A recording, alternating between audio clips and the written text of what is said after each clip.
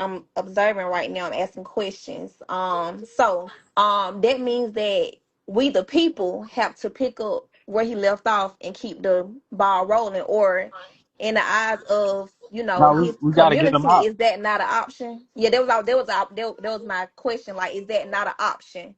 I Like, think the brother Phase One, he had spoken that a couple days ago about how they were, whenever the master had left, they were supposed to continue. They shouldn't have stopped building.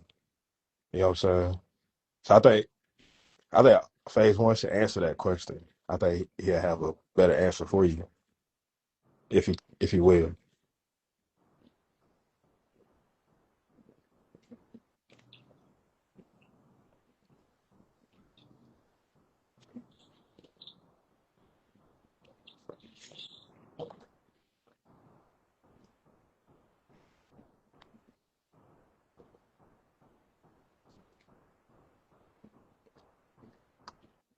He said you answer. Oh, why? Okay, I heard you. I'm all right. A Phase One, I heard you. All right. Um, can we pick up where he left off as a people? Because okay, from what because I wasn't on Tom Ray, so I'm speaking from somebody found out who he was like 3 4 years ago. So just keep that in mind as I'm talking.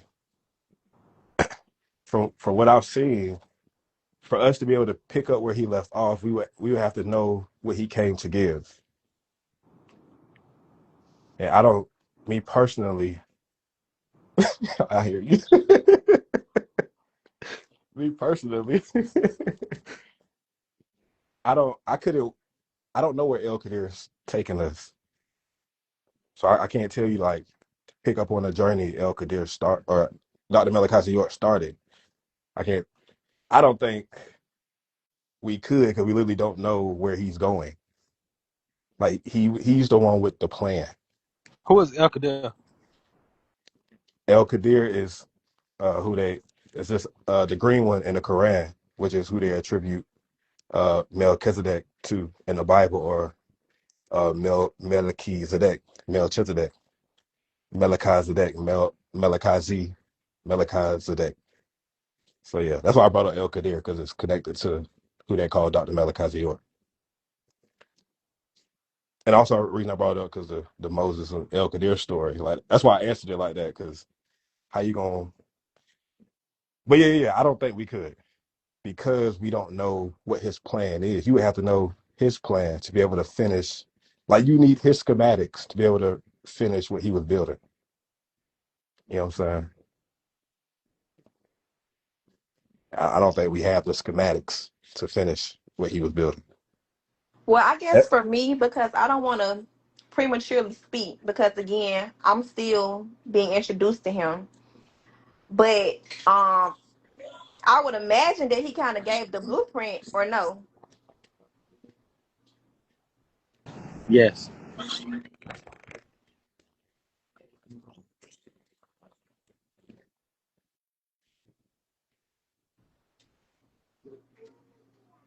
Wait, what was the question?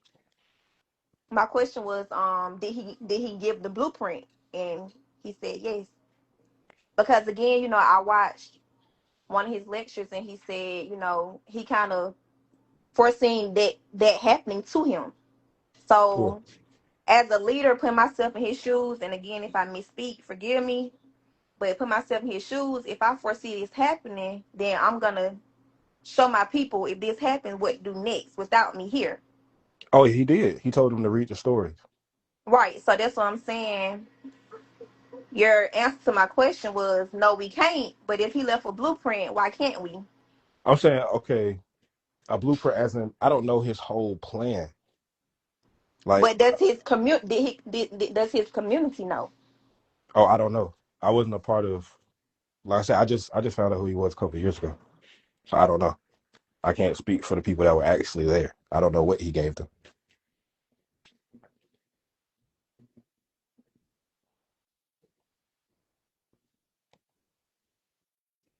You You hear never me? did found yet. Say again.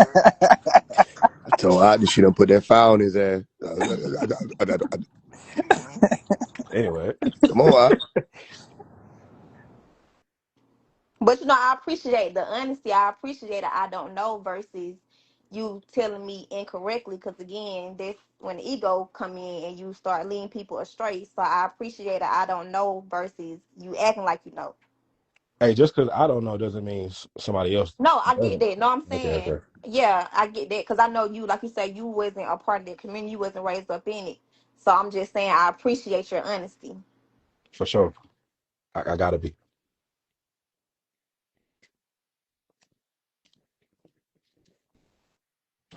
Phase one. To her. Do you have anything to say? What's the question? Brianna, what's the question? The question is, okay, so I said, hypothetically speaking, if Dr. York, Dr. Malachi York is not free or is not free in the timeline that we need or want him to be free, as a people, as students, as followers of him, can we pick up where he left off and continue his mission forward? And before you answer what you said, Ty already said that that's not an option. We got to get him out. But that was just my original question. Uh, First of all, it's a great question. I already know who's asking it. That's why you got to always be ready. And the answer is no. No, we cannot. And the answer is also, if we were able to, we would have done it by now. We cannot. We are not Okay. capable. And that's the thing.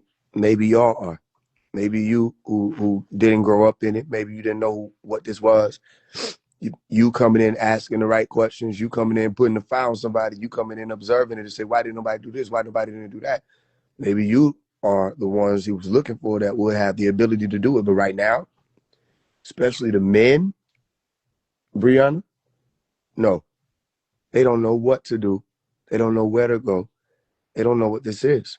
They have absolutely no idea.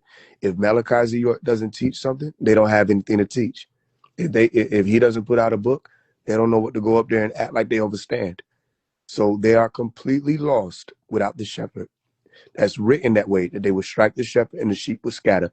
So can we, with this group of people, meaning the ones who are the Nuwapian Sabians, and those who know who he is right now, who are in here talking to you, the answer is no. No, we can't. Let me tell you another reason why we can't.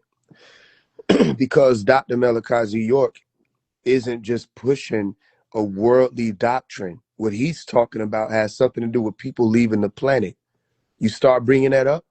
This happened recently. I was on one of the calls. I went on to one of the national calls, and I asked about the 144,000 and what was being said of December 31st, 2025, that 144,000 that were birthed around the year 2001 being raised up by the women in the tribe and in the nation to be prepared to complete their transformation by December 31st, 2025.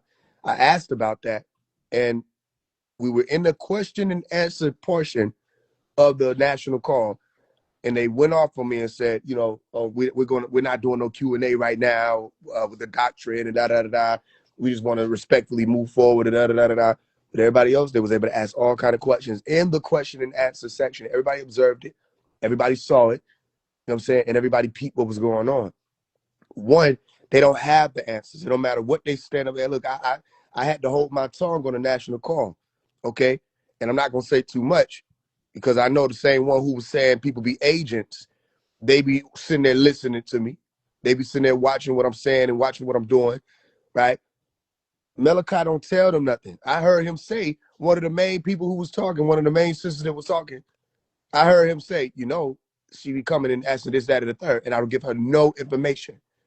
But she's sitting there in front of the tribe playing this role, right? So I just sit there and I be quiet. I listen. I watch the games. You know what I'm saying? Because she didn't have the answer, she running that whole, some people follow other leaders. So I'm not saying you. I'm like, yeah, I know you couldn't be saying me. You couldn't possibly be saying me. You see, to let everybody else see that I know the game. They'll run this certain play in front of everybody else. but they know they don't have the answer. None of them wanted to say, I don't know, because I asked, what's going on with the 144,000 now? Some nigga went back to the 70s. I said, I'm not talking about the 70s group. I'm not talking about the ones who were faithful and not true. I'm not talking about the ones who were birthed before the year 2000, right? Meaning 1980s or 70s or 90s or none of that. I'm talking about what he said around 2001. Even if that is my generation, I'm 1998, still so. What's up with us now? Because I just turned 27, and he was talking about some people turning 26 around that time. So that's my generation. What's up with 144,000 now? What's going on with us now? Somebody said, yo, you ever read The Golden Child? I did read that. He's not talking about that date or any of that in that book. He's speaking about the same thing he's been speaking about in the Golden Children book, the 144,000, who they would be, how they would be. He's been talking about that. So my answer to you, my point of that is they don't know. They don't know what's going on right now. They try to act like they understand it. When it comes to the extraterrestrial presence, look at the government talking about it, all that. These people don't know what's going on. And they never knew, and that's what he was trying to tell them. You're not me. You're not me. In order for you to know what's going on, you have to know. You can't just be saying stuff and making it up and trying to answer every question so it seems like your position is validated. Because some people don't want to say they could be that close to the master teacher and not know what's going on. But I'm going to tell you because they don't want to say it. The ones that's closest to him have absolutely no idea what's going on. They're the closest ones to him. They go and they see him. They look at him in his face, or they email him, or they write him, or they get letters from him, or their family, their children. It don't matter. These people don't know what's going on. That's why there's no structure. That's why there's no organization. That's why all of it went away when he seemingly disappeared. The ones who held on to the rope don't even know what's going on. And that's why you hold on to the rope, because you know better than to act like you know better. You see? So we're not talking about Honorable Elijah Muhammad. We're not talking about Noble Drew Ali. We're not, and even with Honorable Elijah Muhammad, he was speaking about the will in the mother plane, in the mothership. We're speaking about someone who says that their doctrine begins off planet and ends off planet. Okay, there's supposed to be stargates opening up. There have been stargates opening up for 100 years. We're approaching that latter part of the 100 years. All right, 1943. Before he came in, 1945. All right, fulfillment of prophecy, 100 years after 1845. Okay, walk with me. So these vortexes have been opening every 10 some odd years. I remember talks of the vortex 2003 because I was 5 around that time. 2003. They say, oh, we missed it. Let's keep going so we don't miss 2013. Okay. 2012, all that y'all was talking about, that's our timeline. And it's 2013, by the way. It was 2013 and they still missed it. And then 2023 came, and one of the main women who was sitting there slighting me on that phone call, her name is Janet Goins. I don't know about all that Morata, as y'all.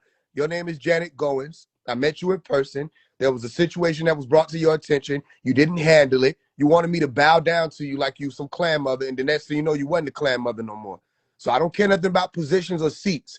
I sat there and I listened to you stand on that stage and say that the year 2023 was the last year for everybody to be picked up and taken out of here. I was standing there in front of the stage, and I said, literally in a small voice, and the elders around me could hear. When she said that, I said, 2030. Why would she say 2023? And look, she on this phone call 2025. So I said that to her. You know what I mean? Because she was like, I was doing my best to make sure I got out of here, because her thing was, we're not going nowhere without Baba. And then when it came time for her to talk about 2023, she said, I was doing everything I could to make sure I didn't get left. And da-da-da-da. And I said, but you weren't going to be able to go nowhere without him, per you. You said y'all ain't going nowhere. So what you mean you did your best to get? If you got to get him out, you got to get him out. Ain't no you going to do your best to leave and he's still in there. Which one you working? They don't know what they're talking about. Name somebody, and I'm going to tell you they don't know what they're talking about. Name Malachi, and I'm going to say that's the only one who knows. It's been this huge game of guess the secret. Who knows the secret? And everybody been running around since I was a 3-year-old boy. acting like they know the secret. Because when he disappeared, don't nobody have the answer. They don't have any guidance. He said that was gonna happen. There would be no guidance. They don't know. You see what I'm saying? Everybody pushing. They think it's about doctrine. I'm listening to phone calls. I did what people didn't want to do. When they told me, oh, we got some updates from Malachi, I said, I don't believe it. And I went to talk to the people who actually be talking to him on the phone. And then they said, well, he said this. I said, I don't believe it. Play me the audio. And the way I moved, there wasn't no telling me no or get off my phone. They played the audios. That was from the son. That's from Ibrahim. That's from the one who called herself the attorney general now. I don't care if he gave you that position or not. You're Iris Hamilton. That's who you are. And she got wrong with me on the phone, too, on that same call yesterday. She ain't say nothing to nobody else that whole time. And then when it came time, she going to jump off the mic and say, well, can we let the sister finish? Because I don't think the sister was finished. Yo, do I need to blow the spot up, Iris? How you done said that sister, you think that sister working with the feds? Do I need to blow the spot up? And it was you that let me hear the audio of him saying he don't tell her nothing. He don't give her no information. But this lady talking about some agents. You see, but you mad at me because you weren't able to run circles around me. But you weren't able to run circles around my mama. You paying attention to what I'm doing, Brianna? Yeah, I'm following. It's like that. So then they running a game. The administration ran a game since I was little. And the thing is, we had to be quiet. You can't say nothing. Oh, you got to respect the seats. My mama ain't move like that. Because my mom ain't move like that, I don't move like that. My dad ain't move like that. My aunt ain't move like that. Just because somebody got some seat that we supposed to be quiet and sit down. He was saying, don't trust any of them.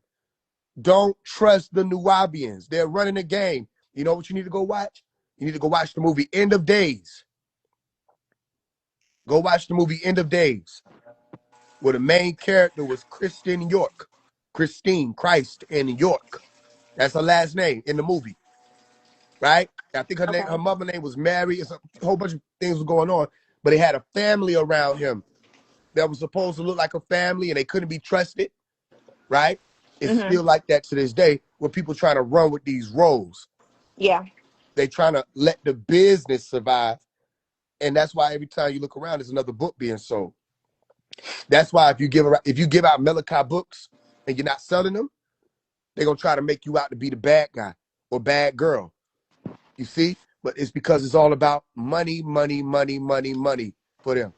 You got some people who got a testimony, and you got some people whose test was money, and they failed for the love of money.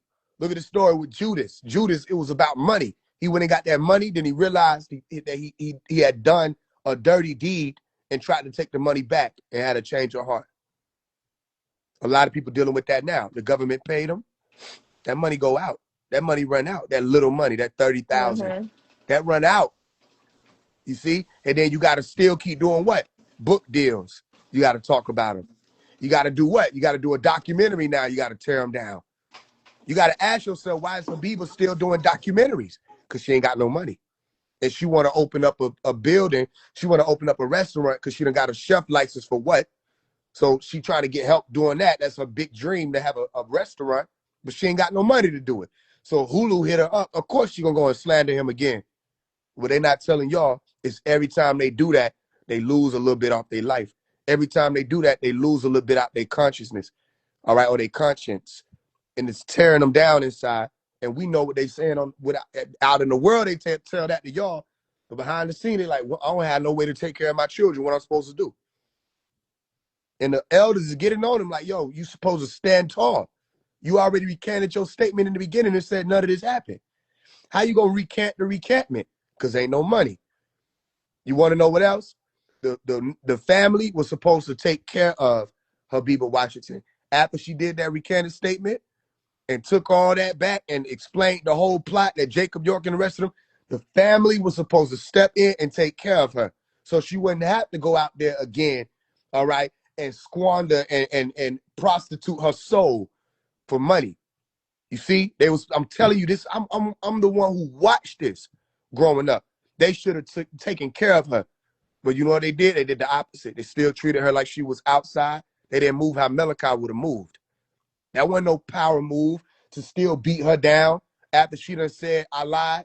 Her saying she lied helped put light on the case. But you're going to send her out into the world again. And what she going to do? Again, she don't have no backbone.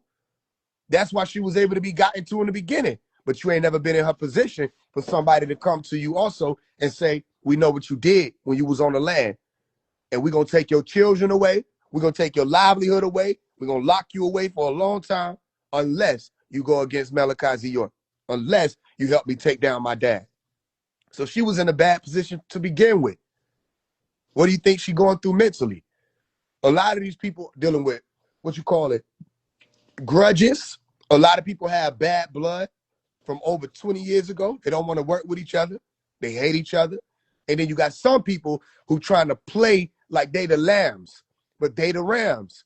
So it can't be unity because your whole game is to act like everybody else is the agent. You can't work with everybody. You see what I'm saying? You can't get on the phone with this person and call this person because you done already told everybody that's the agent and you can't work with them. But you know you the agent and you running your game. You see?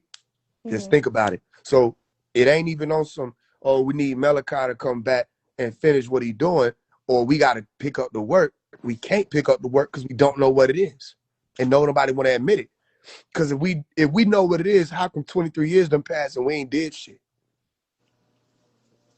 I mean, you come in, you know what's going on. You would have beat the game by now. I could tell just based off the questions you asking. Ain't no way in the hell you would have sat by 23 years. Yeah. And sat and kept listening. You imagine because this is what it is. Imagine we get on this same live and I do the same speech every 2 Sundays for 23 years. And then I ask you for some money to help them. How many years you would have went and tolerated that? Not 23. I can't even see you doing it for a year. Yeah. Okay, so this is my point. A lot of people coming from where you coming from, a lot of people walking in the same walks of light that's walking into the light. Y'all got more sense than the people that's been around. Y'all got more sense. And then the ones who got sense, they make us to be, oh, they don't want to be a part of the tribe. They don't want to be a part of the family. They're going against the this, they're going against the that. No, you got to show me a tribe. You got to show me a family. You got to show me a community. We got all, first of all, we weren't even supposed to lose the land. They didn't want to pay taxes on the land. Ask them these questions. What happened to the land? Why did we really lose it? It wasn't that the government came and seized it when they seized him. That's a lie because they seized him May 8, 2002. We didn't lose the land officially until 2005 when the demolition took place. But why did we lose the land? Because y'all niggas ain't want to pay taxes on the land. And it wasn't nothing below what, $10,000. You can go and fact check this. $10,000 a year in taxes. How is all of y'all and y'all didn't pay the taxes? That's why Malachi was like, how y'all gonna let them people just take y'all land like that? Y'all had the land. Y'all had the people that the children could come there. I was there. And then we lose it. And y'all want to add, oh, the government just came and took it. Tell the truth. Y'all didn't take care of it. So we already had land. We had our community. And these niggas let it go. These men let it go. You see? So nah, it's over with. I'm telling you now. You're dealing with someone who I walk a different walk. I'm a part of that unseen order. So all that talk these niggas out here doing, from the Nuwapians, Hebrew Israelites, Moors, 19 Keys, Nature Boy, Young Pharaoh, all they crowd, spiritual men, it's over. Their time is up. It's already over. They've had over 20 years to prove he wasn't the one. Everybody had over 20 years to prove that he ain't the one. And I think it's wise for anybody who's wise enough to see and say that because nothing has been done to the caliber of which he did the works since May 8, 2002, that's the one. We don't know what's going on. And if he don't get out, ain't no keeping up the work. It's over. It's over. Let me tell you how. In order for us to quote unquote keep up the work, somebody got to be qualified. Give me one person who's qualified. One person who surpassed his qualifications to either be able to do the works he did to get us this far or be able to keep doing those works? Who's qualified? Don't say me, because you don't Mhm. know what you're saying. So I don't want to cut you off, but you You saying go ahead. You so got to cut me much. off. You Okay, you got to, saying because so much, and I I'll want to keep talking. pick back on so much. Go ahead. So, to answer your question, because I know when they came and took, took him and took, not to the land, because I know that happened a few years later. You was only 3 years old, so I know it's older people, like maybe your mom's age or older. So out of those older people, it's not one person, like how in church a pastor have an armor bearer. It's not one person that could pick up the ball and run with it. I know the answer is no based on what you're saying, but it's just mind blown to me. And I'm not really shocked, because again, how I was telling Todd, I don't know if he was on the live, but I understand how it be your own people. I understand how it work. And then people have ego. They probably looking at you like, oh, you was just 3 at the time, you don't know nothing, sit down. So they probably don't even want to give you the ball or give you and your peers the ball. But it's just so mind blowing to me that like not one person, that was his age or close to his age range was able to do that. Right. So watch this. Listen, you on point. Watch this. When Jesus left the planet after his story had been sealed, okay? After you finish reading the book, because the Bible's going to end. When you get to the end, by the time you reach the end of the book, out of all their gospels, the epistles, Paul just had a bunch of shit he didn't have to have in there. Whole bunch of extras, letters and stuff. You could tell that nigga just wanted a spotlight. Right? You read the canonical gospels, you read Matthew, you read Luke, you read Mark. After you read them niggas' stories and their accounts of what they say happened and how they feel about it, basically a bunch of gossiping about the story. After you get a grip of what the story is and you see what Jesus was telling niggas to do to be able to keep the work going, when he went and breathed on them and said, now you can go out and forgive people's sins. Now you can do this. Now you can do that. All right. After Jesus, give me one character. Give me one character. Give me one character that did the works Jesus did. I can't. Right. And I can't give you one character trying to put on out here that has done the works. Not even because you being nice by asking who can. What about who did?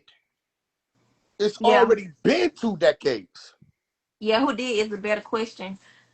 It's And the just because answer I is don't I nobody. don't see it. I don't see it. So that let me know, like, I don't want to That's say it. nobody, because again, I'm new to it. I don't want to offend nobody, but it's like I don't see it. Sometimes people gotta be offended. Let them. Let them be offended. The answer is nobody. And that's why they mad at me. That's why they keep me out of the conversation. That's why they did everything in their power to blackball me, because telling people this and having this conversation fuck up people money. Because people start realizing, man, this shit is a game. Y'all Yeah, niggas and I want to gaming. say this to, I don't know your name, the other guy who was on the live with us. I know earlier we was talking about discernment, and how you were saying that you have people that's selling his books and selling his works. I was telling Todd earlier, I don't know if you was on the live and you heard me, but I said a lot of people don't really have a strong sense of discernment, because a lot of people don't even know what is righteous. So that's one way to tell like who's really for the movement and who's not. You can automatically tell who's not doing it if they're selling his work, because if this man had this much influence, this much power, if he had the answers to get us out of here to the next level, why would y'all sell his stuff for profit? Right, right. Why would you sell it for what's called a fleeting gain? It's all written that they would do that. And they sold their souls in alignment with that. And along with that, they sold their souls. So again, you're saying the right thing by saying you don't know still, even with your questions, which gives you the room or the space to take in the answer, right? You don't always have to know. Knowing that you don't know as opposed to acting like you do, give you space to be able to receive what I'm about to say to you. So since we're saying the what ifs, let's really take it further to other what ifs, right? And if you can hear read between the lines, it's me not saying it outright, but giving you the opportunity to discern what I'm saying. You hear me? I'm listening. All right. We're dealing with somebody who says they're not from the planet Earth. We're dealing with somebody who was able to not just say they weren't from the planet Earth, they were able to describe their star system. They were able to describe their planet. They were able to describe how long it took them to get here, how they got here, what vehicles came with them, where they had to stop, who called for them to come. You know what I'm saying? Who was in Sirius A, Sirius B, Sirius C, had some issues out there in the cosmos, so they needed help. Who was able to call the Riskiana or the Riskians, his people, to come and provide and help those people. And why was he here? How did he get here? And how long they've been here? What systems did they build? What languages did they speak? Not just what languages did they speak. Here go all the different languages we spoke. And here's how all of them are connected. Here goes the Akkadian. Here's the Ethiopian tablets. Here go the Sabaean tablets. Here go the Nuwapic tablets. Here go Nepaton. Here goes Sabbatic. And it all lines up. And then he was able to say, that ain't it. Not only can I tell you the story before we got here, your story, history, and mystery, my story, mystery, I'm also going to tell you what's going to happen. So that means he was able to give predictions or prophecies that have been coming true since before I was born. And everything he said that would happen is happening even up to now. It's about 2030. That's all from his book. One of his books, the Holy Tablets, who these people going around saying is outdated. It's not outdated. It's the same energy, the same reason why they don't want me to talk about the Hindus or the ships, the shams, the UFOs that God is driving or the angels are driving. They don't like me to talk about that. Anytime I talk about that, it don't matter where it is, who it is amongst, the Sabaeans mostly, they get irritated because their doctrine is Paul.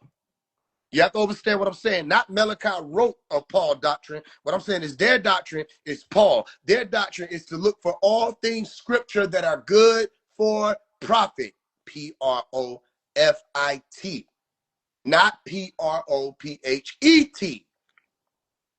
Right? So then there becomes a split. Those who walk over closer to the Roman Catholic, Paul side of things, and those who walk over into the what profit a man to gain the whole world and lose his soul side of things. So then you're going to have some people to say, listen, I'll give his books away.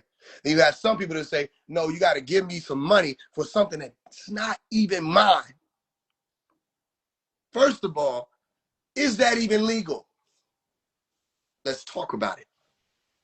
Second of all, how you know that's his name? Who told you he changed his name? Or can they not use his name? His name is Malachi Z. York. But they ain't using that. When they went to court and they pulled that video out and they were asking him if he was on plead guilty and all that other stuff, they said his name is Malachi Z. York. Oh, okay.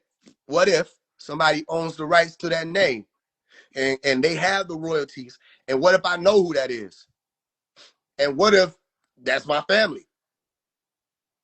What if I know who got the rights to a bunch of shit? What if Malachi Z. York is responsible for York patties? What if he got the patent to that? What if he got patent to the disco ball?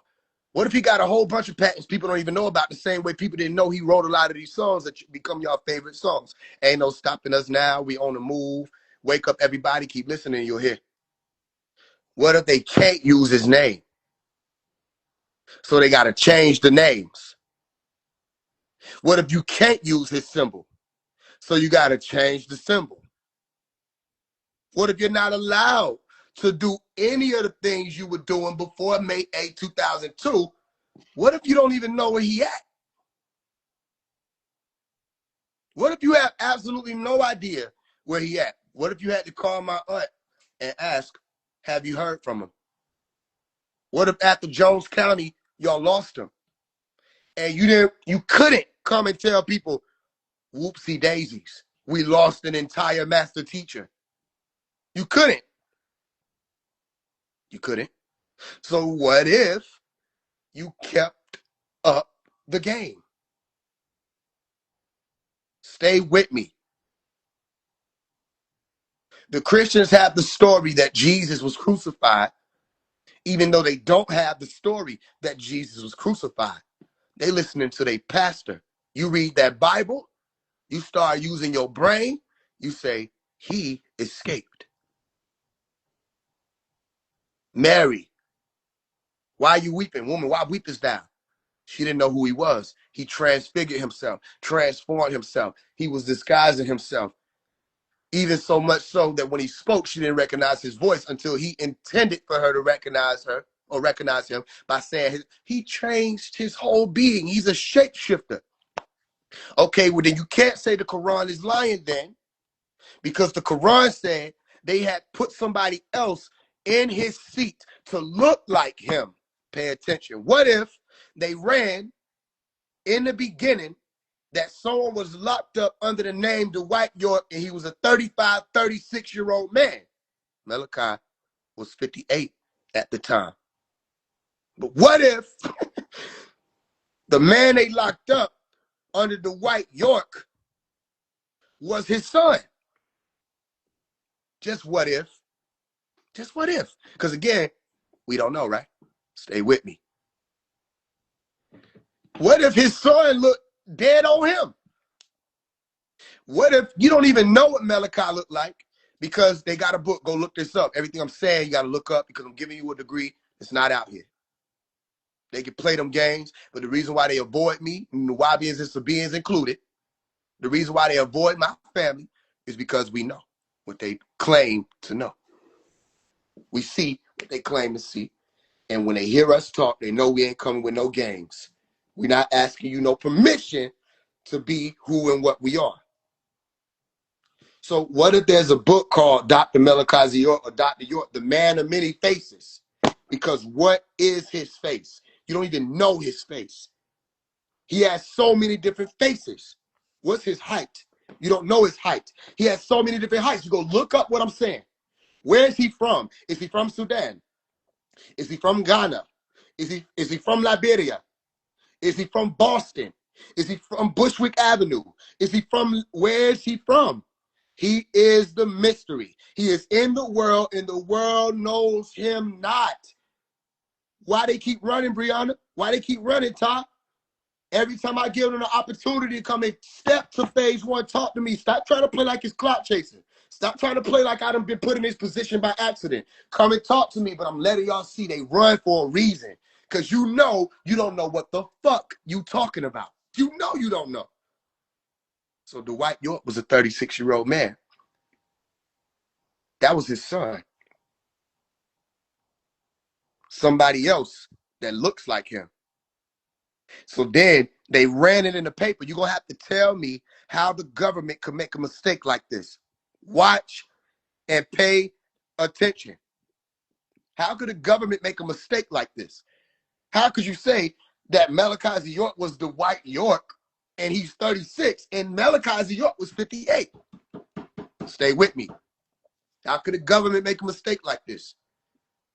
And how come after y'all ran that for a while, you had to try to fix it, and then you tried to pin the name Dwight York or Malachi Z. York? Stay with me. What if my godfather, stay with me, Dr. Thompson, who the whole New Wahabian community, they know about, especially the ones who back in the day. They know who he is. They know who my aunt is. They know who my mama is. They know who my dad is. We're part of the story. Stay with me. What if Dr. Thompson was in the courtroom and they were trying to make him say, listen, that he was Dwight York's doctor. And he said, I don't know a Dwight York. I'm not Dwight York's doctor. They even tried to, submit paperwork to the judge to say, yes, he is. He said, let me see that paper. And they brought it to him. And he said, see, no, that's Dwight York. I'm Malachi York's doctor. And you want to know what that judge said? Malachi York is not a part of this case. It was over. What do you Wow. mean? What do you mean Malachi York is not a part of this case? This is why Malachi says misnomer Dwight York. Watch the game. If you really peeping, you would have saw 135. If you really peeping, you would see 144. Watch our game. Oh, if you don't watch the game, you see, you done stepped away. You be like, well, everybody cheering. You don't know why. You need to watch the game. You don't watch the game. You try to figure out who just made a touchdown. You weren't paying attention. You need to watch the game.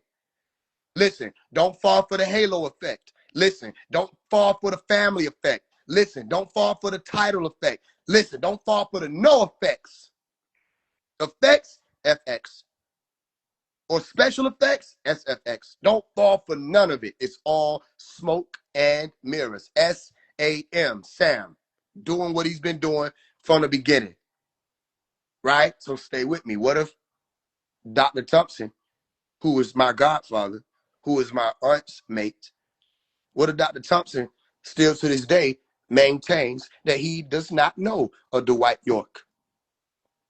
What if? And what if you're dealing with a man who's a mastermind? What if, listen to me, and some people can bear witness to this. What if there's a sister whose name I won't mention, who, when I had people who came here June 20th on the solstice, came to my place called the Land, right? What if when they came here, they went out on the back porch and we sat and we listened on the phone? I called the sister, said, I'm not by myself. I just want you to speak on something. Remind me of what you said when you said Malachi York came to you. Listen, Malachi York came to you. I don't know why we here, but we here. Malachi York came to you and said he got to get away. Moments before the government swarmed in and there was a raid, or what they call a raid.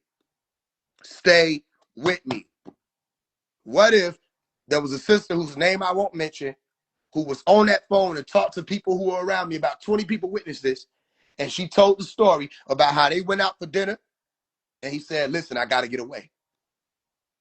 These people are off. They rocker. I got to go. You're going to have to find a way to take care of yourself while I'm gone. And she was saying, man, what you mean? Wherever you go, I'm going. He said, you can't go where I go. Does that sound familiar? Who is familiar with the Bible?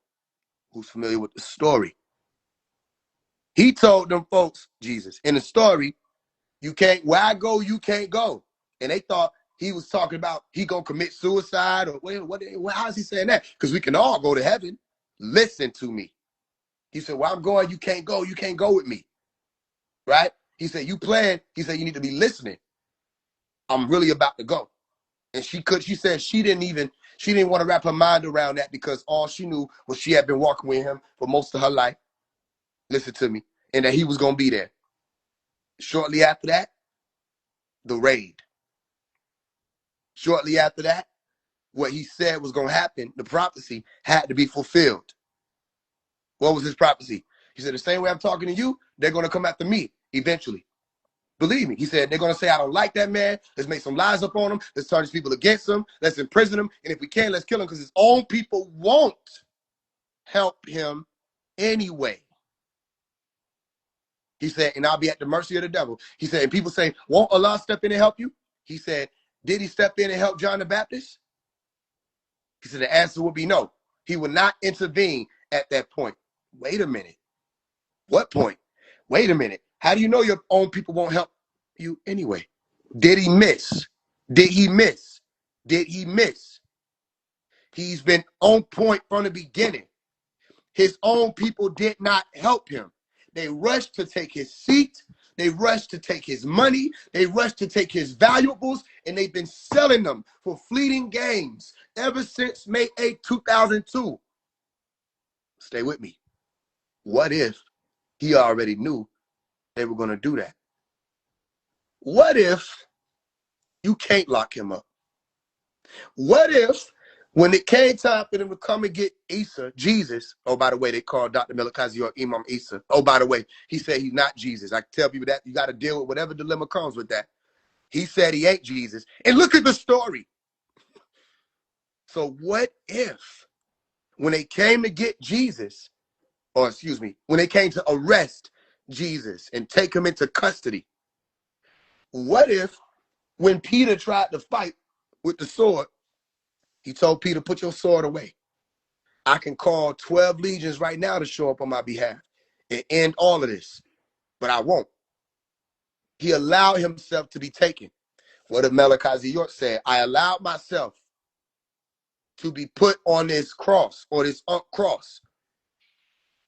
What if he said, this was so that everybody can know who I am? All this happened this way so the whole world would know who we are. right? Stay with me. It's prophecy, prophecy, prophecy, prophecy. Some of y'all are starting to pick up on what I'm saying. Some of y'all, it's going to take you a lot longer. Maybe you won't be able to grasp it ever. It's one of the best kept sacred. No, it's the best kept sacred, right? What if you can't lock up Jesus? What are you talking about? What if you can't crucify Jesus? What are you talking about? What if you can't? Because in the story, they would like you to think that Jesus was able to be harmed when it's already said no harm could come to him. No harm will come to his tent. He can't strike his foot on a stone. The Christians and the pastors would like you to believe that this man came here to bleed out for people, for demons. Look at the nature of these people who say that. Look at what they're still doing. You actually believe somebody came and bled out for you and for your sins, and you still sinning. That's demonic. That someone will go through that much suffering for your sins, for you to come and sin still, as if to say it didn't matter. You see what I'm saying? What if you can't capture Jesus? What if you can't crucify the Messiah? What if, let's go back to the Quran. I think it's Al-Quran, Surah 4, 157. You got to go fact check me, right? When they said they put somebody in his resemblance and they got locked up or they got crucified, they were arrested. They this, they that. And that's where you get the story of Judas. So many different stories with that would say Judas was the one who they made. That's the Gospel of Barnabas. Judas was the one who they made to look like Isa, Jesus. And then they crucified Judas. You say, hold on, where we at? Stay with me. Remember, nobody knows what this is. Remember, only reason why we can even play like we know is because of the one who knows. Remember, all of us are watching. Remember, observation is all you have. So observe. Observe. What if it was said that you could hire a private military? Observe. What if it was said that you could hire a judge for a mock trial? Observe. What if it was said you can make something look like something? Observe. Now, if somebody knows that something is about to happen, let's say they think it's a raid coming, right? Or they about to get locked up. Why would they say, I'm about to go away because I can't deal with these human beings? Why would they say that? Not only that, that's one sister. Let's talk about my aunt. My aunt was being told, he said, I'm about to go away. He said, I'm about to go. What do you mean you about to go? And my aunt said she was going through a lot at that time. So she was hearing them, but she wasn't even really hearing them until it all happened. Stay with me, though, because you're going to be able to go and witness something that's a part of the story.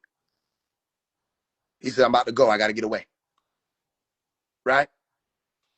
So May 4th, I'm holding right here in my hand. And you can't tell me it's by coincidence because I went to go get it recently. Look at this cover. It says, prepare for the arrival of Christ. You see that sham back there? Right? It's Nibiru. There's Nibiru back here. Right? You see the Ankh, the cross, which is a pyramid. You see Malachi. You see the pharaohs, Afertia. Right? And what it say? The last class taught by Reverend Dr. Malachi Z. York before the invasion of Tamaray.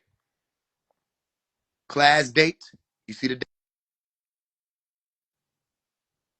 Who can see it? Class date, Was it May? Go Okay. ahead. I see May 4th, 2002. May 4, 2002. When was the raid? You said they came What? and got him in '02, Yep. in 2002, took the land in 2005. Yeah, the raid Or was May 8, 2002. okay. So his last class, are you paying attention to what I'm saying? Yeah, I'm The paying last attention. class, the last what? Supper Got was you. was 4 days before they came. I gotta laugh because I can hear Can't some make it up. things. Huh? So what story are you in? He said you better know the story. Now it'll be different if if this class right here, if this was just regular, like he was talking about like regular stuff, it'll be different. Maybe you have a leg to stand on, but This class is called Prepare for the Arrival of Christ. And in this class, which is loaded up right here, right? In this class, he said, you might think this means nothing right now, but you need to know the story. Because if you don't, when all this happens, he said the tribe of Judah will be lost. Right? Strike the shepherd, the sheep will scatter. It's already written. He said, you're not going to know what's going on when all of this comes to pass. What are you talking about, Malachi? We're going to be here next week. Right? What are you talking about, Malachi? You about to bring the illusionists to the land? We're going to have a good time. Instead of saying, where's the master? Y'all watching the illusionist. Where's the master? Right? What's happening with him? What was he talking about? And then let me tell y'all something else, which people don't want to say. It's true though. They cut parts of this class out. Yo, Tah, Tua Nuki Hen. add me back on. My stuff frozen. I'll be back. Wawa. Right? Yeah. Robert. Robert. So, Fa, there are parts taken out of the class. Prepared for the arrival of Christ. They took certain parts out. Right? The question is why? Why did they take certain parts out? Everybody muted? Hi, Brianna. Yes.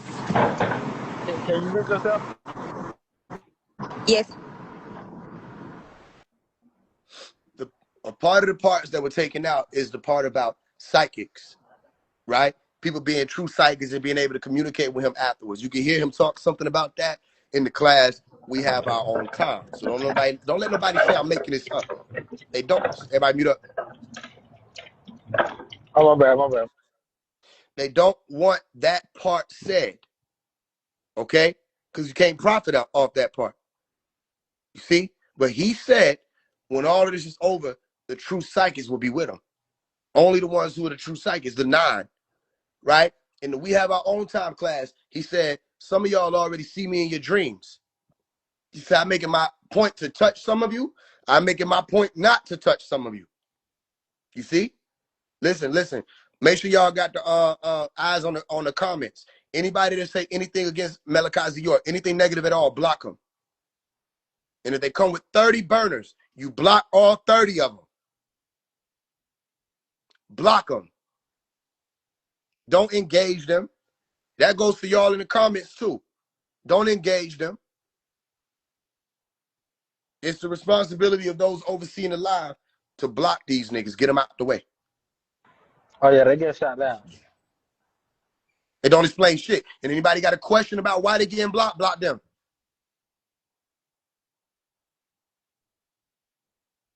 Don't know what you used to.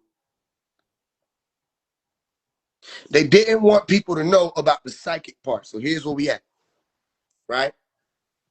Go and watch the movie E.T. Didn't I explain to y'all who E.T. is about? Right? When you see the image of E.T. with the lamb, all right, cloth on, the shepherd's cloth, the Jesus cloth when he was in the basket, right? That was Imam Isa's image. When he talked about, I'll be right there, and pointed to his head, that was telepathic communication being spoken about. He was going to be talking to you in your mind, in your head, right? Some of y'all done had experiences and you don't know how to explain them. And it didn't start until you start hearing this man named Phase One voice who told you who to go hear. Now, this is why they're upset with me, and this is why they keep trying to play this game of, oh, we got people trying to be him. You know, so don't listen to the ones trying to be him. But then when it comes to all the other people who had called out, they don't say nothing against them. All the other people who came and played it, the Rashad Jamals and the rest of them, they don't say nothing against them. The 19 Keys and the rest of them, they don't say nothing against them. Myself, who always highlights Malachi York's name, everybody in the tribe listening to these demons saying, I'm trying to be him. As opposed to looking at the fact that I brought the name wherever I went. And and I just did it recently, just said what? It's him. He's the one. When a sister's asking, what can we do? I say, we can't. It's him. We don't know where to go. Outside of where we're going, where he done got it, we don't know. And everyone try to play like they know. They're lying to you. So stay with me. What about the psychic part? What about the I'll be right there part? What about the speaking in your head part? What about the close encounters of the third kind? When they weren't getting no text messages, they weren't getting no phone calls to tell them where to go. They were getting telepathic or psychic inclinations, messages that let them know where to go. Okay. How many people y'all think getting the messages right now? How many people y'all think understand about this story right now? How many people y'all think? Let me tell you the story straight out. All right. And if I'm not if I'm not supposed to say something, a loud bang will happen, and I'll know to stop speaking. So listen. Let only the truth come through me right now. If I'm not supposed to, you're gonna hear a loud bang, and I'll stop. I don't know where it can come from. Ain't no telling where it will come from. If I'm not supposed to speak, I'm gonna say it one more time. If I'm not supposed to speak, I'll hear a loud bang, and I'll be silent. I'll get off the line, and that's how I know whatever needed to be said was said. Do you think Malachi York is in prison? Take a deep breath. You don't know the answer, right? As to whether or not he is. Don't believe anybody. Don't believe anybody. His words. Do you think Dr. Malachi York isn't in prison? Take a deep breath. Whichever one you answer to, whichever one. Let me show you the story. The story is there's a test. In order for there to be a test, there has to be an administrator of the test. Look at the word administer. Someone has to be there to make sure that the test is passed out to everybody. Someone has to say, grab your pencils. Someone has to say, start. And someone has to say, enough. And they have to put the pens down, listen, or pencils down, hold your test up, and they come around and collect it. Malachi York was saying, this was in our updates, after they came and arrested him. Some people say kidnap now. You want to know what I say? After he disappeared. Because the truth be told, the most people running their mouth, they don't know where he went. They don't know where he is to this day. They think he's in Colorado ADX. They don't know where he is. Do you know? Answer is no. Okay, so this is the one who need to listen, the one who knows they don't know. All of y'all who think y'all know, this isn't for you. You understand? Again, that loud bang come, I'll be silent. Until then, I have the authority to speak. So here's the story. There's a test. We were being told that the Nuwapians, especially, will be going through a great test. Everybody forgot about this. I don't know how, but I didn't. You want to know why I didn't? Because I was young and I was taking in everything, right? And I remember them updates. I remember them talking about the 3 extraterrestrials. I remember Krill. I think one was called Sad, and I can't remember. For the life of me, I can't remember the third one. It started with an A, I think. Okay, and then he spoke. It was talks about a daughter that he had also, which we get into at another time. But there were extraterrestrials that came to visit him. He also talked about Anu and the rest of them coming to visit him. He will write this in the updates. And they would read it in the readings and updates about the Nuwabians about to go through the great test. He asked, why can't I just walk out of here? And he was saying, because they're still having to go through the test. There's still a test. What does that mean? All right. You have Dr. Malachi York, Imam Isa, Reverend Dr. York, Baba Yet Nun, whatever y'all want to call him. Okay. Up to this point, has shown you every miracle there is to show you, has shown you every work there is to show you, has shown you all the proof that he is who he says he is. Right? Some of y'all were around him to witness miracles, real miracles, and y'all don't talk about him. I don't know why. I have to get it out of people. You see, I had to ask, what miracle did you see? I had to ask, what miracle did you experience? I was on the phone with my father, my dad, Bodie. And I said to him, I said, man, listen, the Ansars are leaving. A lot of y'all are leaving, right? The planet. And y'all leaving with those stories. And we're not able to hear about the miracles, right? Of what was taking place when he was around y'all. What did you see? Talk to us about the man that everybody's saying is just a man. Talk to us about how powerful he is. Tell us more about him and the experiences you had. Y'all leaving with him. What happens? 2 weeks later, I'm talking to a sister whose name I won't mention. And she said she got a letter from Malachi. And guess what he said in the letter? He said, a lot of y'all Ansars are leaving. And y'all are not telling people about the miracle. Okay, somebody help me understand. How did he say the exact same thing I said to my father on the phone? Oh, no. I want to make sure we highlight this part. I've witnessed miracles, and he ain't been around. One of the main miracles that I witnessed is I'll say something, and he come back around and say the same exact thing that they tried to ignore me saying. They'll ignore me saying it. They'll attack me for saying it. And then he come right around and say the exact same thing as if he was there, listening, watching, and paying attention. Now, some of y'all done bore witness to this. So it'd be different if I'm just saying it. Because what I did was I took a lot of witnesses. I said, I ain't gonna be crazy by my damn self. I'm crazy, for sure. But not by myself. Wherever I went, I took people with me. If we went into them Sabaean groups and the Hereafter Doctrine or the Sabaean Legal Update, I took people with me. I said, oh, no, because I already know what's going to happen. When we went on that call, they thought it was just me. I brought a lot of people with me to witness what they did. When I asked just a question, all I asked was a question about the 144,000, December 31st, 2025. What was Malachi saying about that? Does anybody have any information? Well, we're not going into any Q&A questions today, but what the hell? This is the Q&A section. Even look, people was texting my phone saying, that's weird. They're being weird. Da-da-da-da. People that's in the family. Say, what's going on with that? We know what's going on with that. It's because it's me. You see? And sooner they hear it's phase one. Sooner they hear my voice come through, they get irritated and triggered. I got a question. Go ahead. Why do they do you like that? Well, you answer your own question. I can't. Yes, you can. What I told you. You gotta be more decisive. You know, I wouldn't have just said that if you ain't just do what you just did. You Tour, cut in. tour, tour, tour. Oh, sir. So you gotta be more decisive. You playing the God game. Can I What's say what I doing? think the answer I see is? exactly what you're saying. Right, tour. Hold on, Brianna. What's the answer, Tom? Because they're programmed. That's it? That's all I know. Okay, I got you. All right. Well, then they're They're programmed. There programmed go to your go against. answer. You gave the answer. Well, then they're programmed. That's why. What you got, Brianna? What was your answer? Because for one, it's already like you said, it's like a big secret, right? So if it's already a big secret and you coming in seeking the truth, of course they're gonna shut you out because you're going against what they already got going on. Boom. For example, again, I'll know when to stop. And if not, then, hey, y'all better pay attention. For example, if you have some people on the land, right, and they're giving testimonies, and one of them in particular is giving a testimony, and they say, I haven't heard from such and such. No, I just came from such and such. He was this, he going through this, he going through that. You know what I mean? And it's not fair how they doing him, and all that. And then they get off the stage, right? And they go and talk to my aunt, and my aunt says, you heard from such and such? You heard from the master?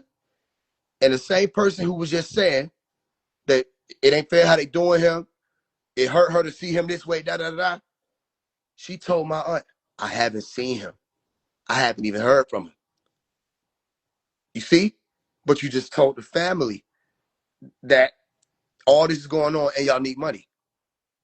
But when you got off stage, you talk to somebody who's not a part of the audience, who's also a part of the show, and you say, what? I ain't even heard from him. I don't know where he is.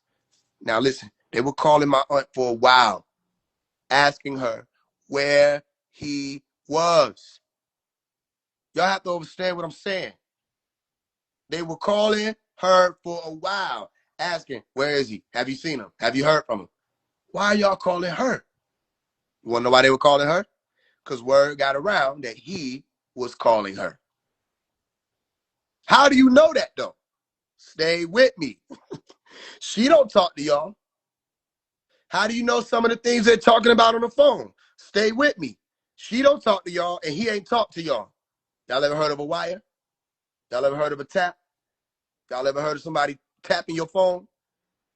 Do y'all think the average person can do that? No. But I know that there are agencies that do that. And I know that there's a certain thing called counterintelligence program, program, program, program, program, program, program, program that people think disappeared. It's still here, alive and well. Still here, alive and well. You make your title, who is Malachi Z. York, and you think we don't got 7, 8 of them niggas in here right now? Oh, but you looking for them to wear a suit. No, they say Rahubat. No, they don't just say Rahubat. They say Rahubat. You looking for them to wear a suit. They come in with the top hat on. You looking for them to wear a suit. They come in and say, Rahubat Musar. We're going to help get the master teacher out the way. He's going to be out soon. They've been saying soon since before I could spell it. As soon as I learned how to spell it, they was saying soon. They've been chanting since before I knew what it was. As soon as I was able to join in on the chants, they said, he coming out. Aminu Reacta Seri Kalun Fadun. Aminu Reacta Seri Kalun Fadun. Kalun Fadun saying he will be free or is free. Right? That's since I was younger. 7, 8, 9 years old. Okay, I grew up. What happened? What happened? And how did we miss every single pickup? And people still trying to stand in front of people, acting like they understand the doctrine, acting like they know what's going on. If you know the doctrine so well, if you so on the good foot, if you so on the Sirat the Mustaqim, if you so on Patarak, the way, the straight and narrow, why you keep missing it? Stay with me, because he not out. Stay with me. But where is he? Again, there's a test. So watch this. Let's say you got some children and you tell your children to go ahead and clean their room up. And after they clean their room up, they get a treat. Right? So children going to be busy doing what they're doing. And we done saw this a lot. I saw this a lot growing up. Children going to do what they're doing. They're not even paying attention to the vantage point, listen, of the parent or the overseer. Because children are being children. So they don't take into consideration the vantage point of the one who's overseeing things. Same way you don't think how the CEO of Walmart thinks. You think as the consumer thinks. You're not wondering why they put the cookies and the chips as soon as you walk in. Somebody paid a lot of money to get their stuff right there. You're not trying to figure out why you got certain things that are niche tastes, but you got to go and dig into the aisles to go find it. A lot of people don't know about it. And also, they didn't pay a lot of money. The ones who pay the least money, they stuff go further in the back. The ones who pay the most money, they stuff is further in the front. You don't think like that, though. You don't think about what days and times they enter the trade of this and the trade of that and stocks of that. So watch this. So you tell your children, clean up. Children playing. Right? You testing them to see if they're going to have the integrity to do what you ask them to do. And where's your vantage point? You standing there in the doorway with the door creaked and you just watching them play. Right? You listening to them talk. You know what I'm saying? You seeing them lollygag. And then you come in and say, didn't I say clean it? Da, da, da, da. You were standing there the whole time, though. But you were testing them. Okay, everybody being tested right now. What were they being tested on? I'll give it to you. Here you go. It's easy. That's why I say this is one of the easiest tests. I don't know how they failed, but they did. They were being tested on unity, being able to work with one another, all right? No matter what role you thought was important or not important, being able to work with one another. If you saw somebody over there cleaning the toilets, if you saw somebody over there cleaning the trash cans or taking out the trash, you hold them to the same regard as you do the person that's telling everybody to do this and that and the third. Because if we don't have the one conducting and we don't have the one taking out the stuff, we got a mess on our hands. We missing either one of them, we got a mess on our hands. So they were being tested on unity. Love binds with that unity aspect. Because can you love somebody? When you're moving off of lust, you don't want to work with people. You understand? You scared to allow for certain people to work with one another that need to work with one another, but you don't want them to work with one another because you might want to take your shot at that person. Or you might want to be with that person, or you are with that person, but you don't want to deal with the jealousy of them potentially looking at this person in a certain way, which means that you're assuming that the people in your community think how you think, which is of the lesser light. So then you refrain, they might have thoughts like-minded, and next thing you know, nobody's working with nobody. Everybody's individualized.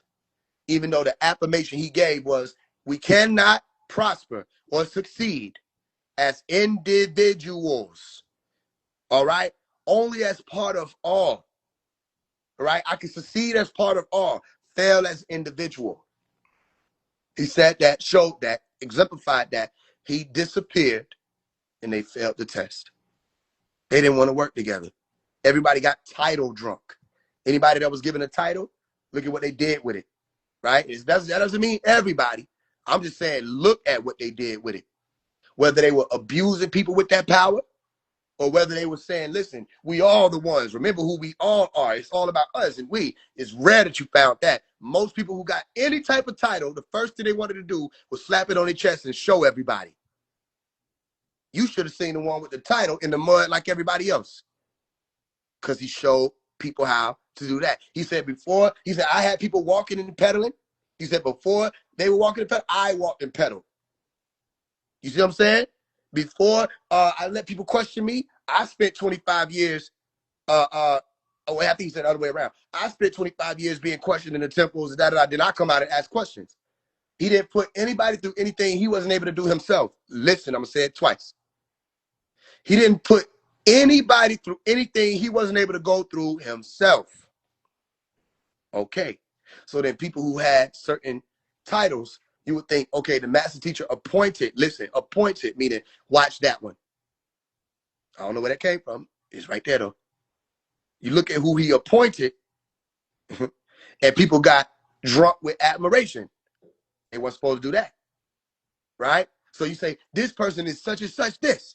This person is Pharaoh this. This person is da-da-da this. This person is woo-woo this. This person is clan this. Da-da-da-da-da this. And then everybody get drunk. And they walking it. You're supposed to follow the lamb wherever he go. Meaning, if you look and you see them not following the lamb, where they going? Hey, Ty, you not watching your comments? Get the Dark Souls 999 out of here. I'm saying about it. Right? Okay. So, a lot of people got drunk with them titles. And they walk people in circles. And the pot in the middle was the plate where people put the money in. It was money. It was always money. Since I was younger, it was always money. Then I got older. I went through elementary school, middle school, high school. Y'all saw me on the board writing the 16-year-old Mason teachers class all them days. And I got out here and I said, all right, we ready. I know we ready. And I went amongst the Nubians who was saying they were Sabaeans at that point. And I saw division. I saw dissension. I saw hatred. I saw envy. I saw lust. And I couldn't understand what I was seeing because all I had in my mind was what I grew up around. That doesn't mean that there were no problems when I was younger. It was just a certain order, a certain way that they did things. If they were issues, you kept the children out of it, right? So for it to be out in the open how it is now, it's so much division and hatred and fighting, and what Malachi say, infighting that's been happening. I started to say, okay, I'm pushing the message out here to the world. Here, this is who Malachi is. I'm thinking, okay, this is going to wake them up. As I'm waking the world up, I know my family going to come in and they're going to align with me. Nope. They started to attack me. They started to follow after the people like the Prince Yorks. And then when they would attack me, well, Prince York is dirty. I'm telling you that from observing. He dirty. Prince York DMing someone who's saying she's Malachi York's wife. Right? DMing her, say, why you want an old man? You should want to be with somebody young. Da-da-da-da. Whoop-whoop. Look at me and my G-Wagon. This, that, and third. You want to be a concubine. Da-da-da. And this is your father you talking about. Dirty. Right? But they ran the whole game. And the niggas who was running behind him ran the whole game. And they still running that game. And what's so interesting is a lot of things I done heard from the master teacher's mouth. I don't speak. I just watch. And I say, you know what? If these people don't want to use their brain and they want to keep getting lied to, they want to keep getting fooled, that's on them now. Because I done did everything in my power to show them I didn't believe what somebody said. You do your due diligence and you go see whether or not he's saying that. Show me. You got a recording. You got an audio. He said it. Okay, let me hear it. I can't let you hear it. I don't believe you. Then you don't need me. Because if you needed me and you came and you say you want me to do something, you better be prepared to show me what a Nuwapian needs to be shown. Evidence, proof. Don't just be talking no game. You see? Stay with me. We almost there.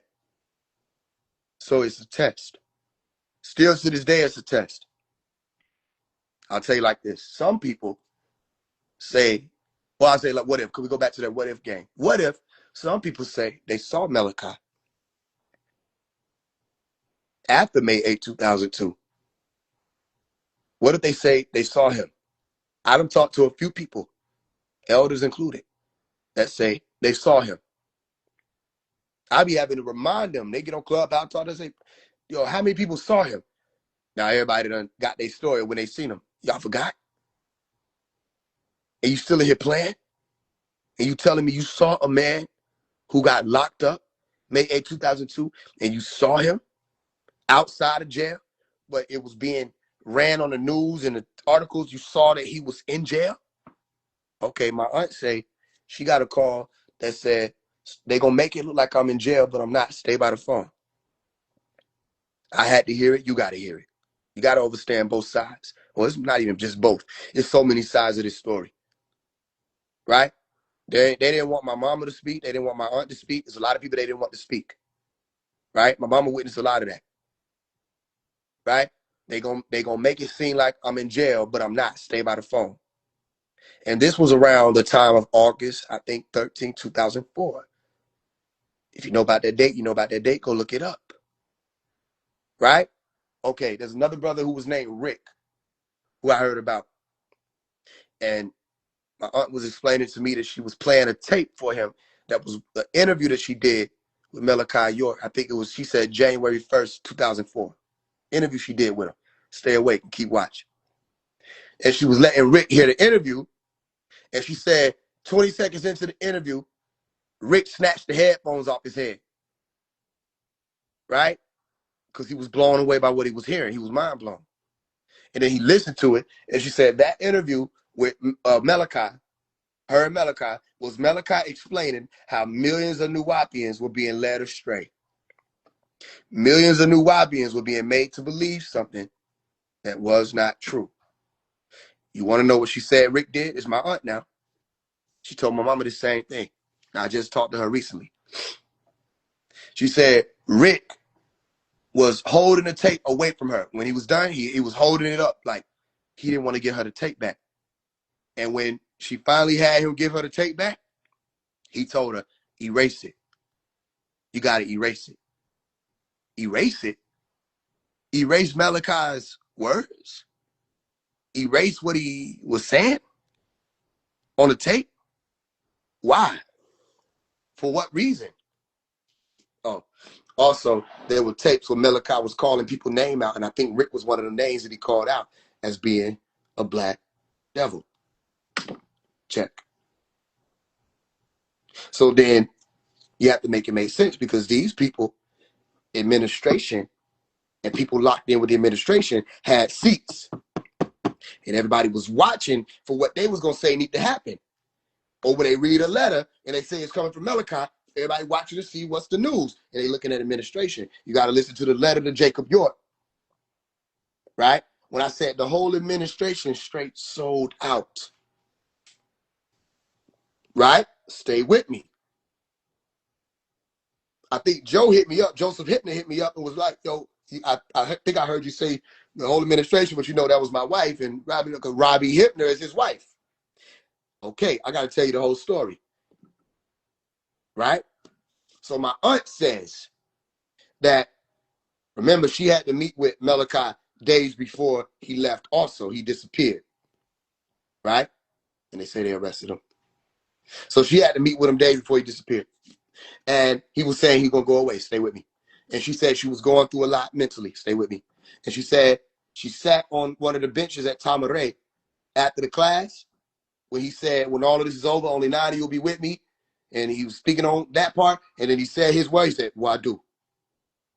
And then he left. She said she went and cried on the bench. And she said she got in her car and she drove and just kept driving. She was crying, crying, crying, crying, crying, crying. She said she got to a Walmart and she parked in the parking lot. She said in the back, oh, that was the bang. You want to know what the bang was? I'll tell you. I got to stop. Hey, look. Hey, I have to be obedient. The bang was my asthma pump. I'm gonna show you.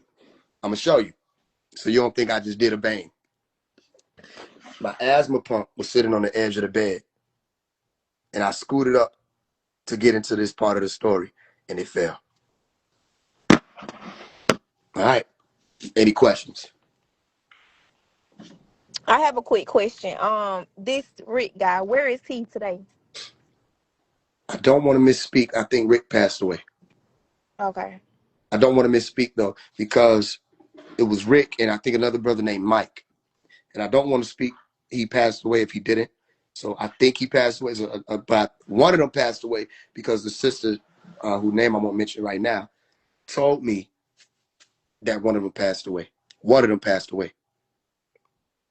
And so still to this day, there's like a board of appointed members, correct? Yes. Okay. And out of the board of appointed members, nobody is putting pressure on them as far as like, because I know you said like some people said they saw him, but now like they don't remember, and you pressed them about that. But it's like, are these people still on the board? Like, is it like not where you guys Some can? people done came and went. So you got some Okay. people like Rochelle who came and went. Her sister named Rochelle said she was working on some stuff in Liberia. She came, she disappeared. She left. I think they said she got the money and went to Liberia, and ain't nobody heard from her in years since I was younger. People have come and gone, right? Some people still on the board. Some people still working on certain things, but for the most part, a lot of them still around that were in the beginning working on something in the beginning, which is why when you come up out of nowhere, like myself, and you start approaching them, and you got a platform, they have to deal with you a certain way, especially if they know you're gonna what? Run your mouth. So they have to stay away from me because they know I'm gonna run my mouth. You said what? Ibrahim, one of Malachi's sons. Ibrahim was on the phone with me. All right, look, I'm gonna tell you like this. If I'm not supposed to speak now, because we're going a different direction, y'all see how we did that, right? You got to know the unseen realm of certain things not for people, and certain things will be. Everything up to that loud bang was for whoever was supposed to hear it. It don't matter though, because if you're not supposed to hear it, you're not even gonna know what you heard. It's gonna be like I'm talking to brick wall. You see? But if you were able to hear, you will be able to take that and say, all right, that's a puzzle piece he just gave me. But not everybody has it. Some of y'all been around me and I show you certain things. Not everything is what it seems. You're dealing with masterminds. You see? The only issue is when they encounter people who are more masterminds than they are. Not everything is what it seems. Play a fool to catch a fool. Hey, bud. I can play dumb, but you know a nigga why? I can play dumb, but you know a nigga wise. Are you hearing me? So if I'm not supposed to speak these things, then what we got? Is it clouds out there? I don't know if it's clouds out there, but it looked like it could be cloudy, right? So then that would be more of a chance. I'll hit thunder, okay? And then I'll stop because I have to be obedient. I know how to, it's a game. I know how to play. It'll be interesting before I even start. All right. So where we going with it, Todd? What was I about to say? Were you listening? So you was talking about you was talking about Abraham. Todd, what? So Well. So brother Ibrahim was working with a brother named Adrian Patrick. This is just a part of the story. I'm in it. And they did a call, or a conference call, a national call where everybody got on the call and everybody was supposed to be asking Adrian Patrick questions, right? So a little background on that. Malachi said, don't go forward with Adrian Patrick until we find out why he's here. Iris said to me, even though he said that, this is her words, we're going to go and get a second and third opinion. I said, what do you mean? Whose opinion is beyond his? Well, maybe his wife might say this, maybe that. I said, hold on. He said, don't go forward with Adrian Patrick, this attorney who was there in the beginning, who disappeared and came back after all these years. This is what I heard Malachi said. He said he gonna have to explain why he popped up like this. You know what I'm saying? So, all right. but they still went ahead and did the call. They still went ahead and did the conference call. So I get on the conference call. I talked to Adrian, Patrick, and Ibrahim. But because Ibrahim was under the impression that his sister was telling the truth about the issue she had with me, even though we went on live with that same sister in front of everybody, 300 people, and I asked, what issue do you have with me? And she said, and it's recorded, I don't have one. I said, when have I taken up money in your father's name? Because she was going around telling people I was doing that. I asked her in front of everybody. It's recorded. I have it. Right? I said, when have I taken up money in your dad's name? She said, I've never known you to do that. I said, okay. Well, we don't have no problem. You know, I said, do you think it was fair to tell people that? She said, well, you be having the Cash App on your thing, and you know what I mean, you be saying his name. It's kind of the same thing. I said, I sell my books. My books. You can't even say I sell his books. Or I'll do a fundraiser for my album or a movie I'm making. I never said, yo, y'all send this money. We about to get a lawyer. Even though she did. And then I asked her, did you get the lawyer? And she said, I'm talking to people right now, ain't I? That's recorded too. She didn't know that's where we were going. Because again, you play a fool to catch a fool. She didn't know that's where we were going with it. Because she was saying your elder was taking up money and scamming people. I said, who Cash App did it go to? She said, mine. Okay. So you play a fool to catch. So he didn't even get the Cash Apps? No. So how was he scamming? All right. Did you get the lawyer? I'm talking to people right now. And I said, what? I said, that's not what I asked you. I said, did you get the lawyer? She said, yes. She didn't know who she was talking to. I know that she was trying to talk to her dad. You want to know why? Because Iris was running her mouth to me. Remember, I tell y'all, I'm the one who they say, we can't tell you nothing. But they always wind up telling me everything. So Iris was running her mouth to me and said, I want to let you listen to these calls. So she let me listen to the calls. If I hear thunder, I'll be quiet. She let me listen to the calls. Hey, I know thunder when I hear it. I know it too. So yeah, next question. I'm trying to see if the system gonna go back on.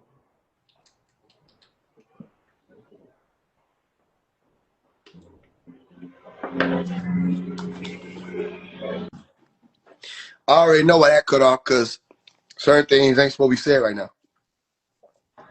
Right. You know what I mean? When he get out, he gonna deal with certain things. So Hey, I heard you. I heard you loud and clear. All right, what else cool. y'all want? Any other? What else? What y'all want to know? Hey, I do want to say I was morning for the God game type shit. That's money. I said, never mind. Matter of fact, not never mind. All right, boom. So I do want to say I was morning for the God game type shit. What you talking about? Todd, what you talking about? If you don't remember, it's okay. It's all right. It's all good. Oh, well. Cool. All right. Any other questions though? Because that got cut for a reason. I You have gotta a hit mute, question. Brianna. Okay, I have a question. All right. Okay, so I know we was talking about the what if. So what if Dr. Malachi York did escape or didn't even go into custody when the feds came, and we are pushing to free him, but he's not.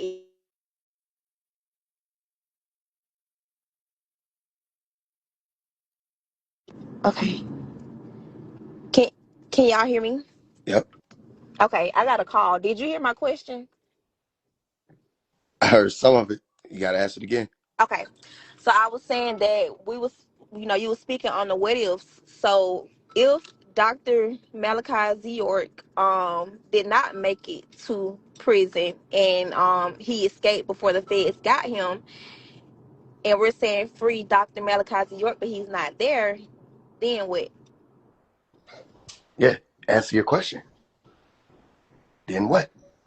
Because I know earlier we said that him getting out of jail was not an option. Like, he has to be free in order for the mission to continue. But if he's not incarcerated, then what? Right. Then what? Okay. Malachi said, money ain't gonna get me out of here. Money ain't gonna get us, he said. He said, money ain't gonna get us out of here. Who I heard that from? Him. I heard him on the phone last year. He said, money ain't gonna get us out of here. Right? He always said, love and unity is gonna free me. Love and unity is gonna free me. That's a part of the test. That's money. Right?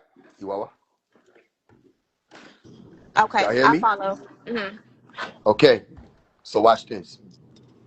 If it's a test, which it is, then the only reason why you ain't seeing the master is because what he gonna come back to? Where's the love? Where's the unity? Where's the application of the doctrine? Where? Where can we point and say, these are they, the true and faithful, the Nubians? Where can we point and say, we found them?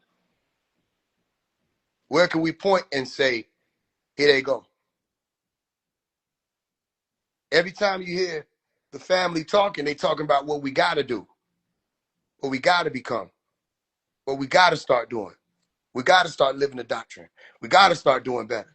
We got to stop doing this. We got to stop. We got to. Where is the community that made the decision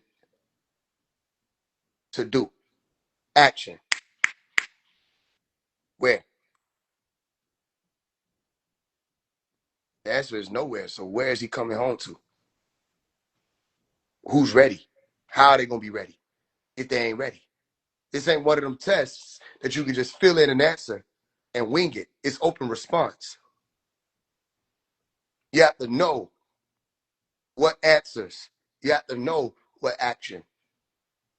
So, again, it's another good question.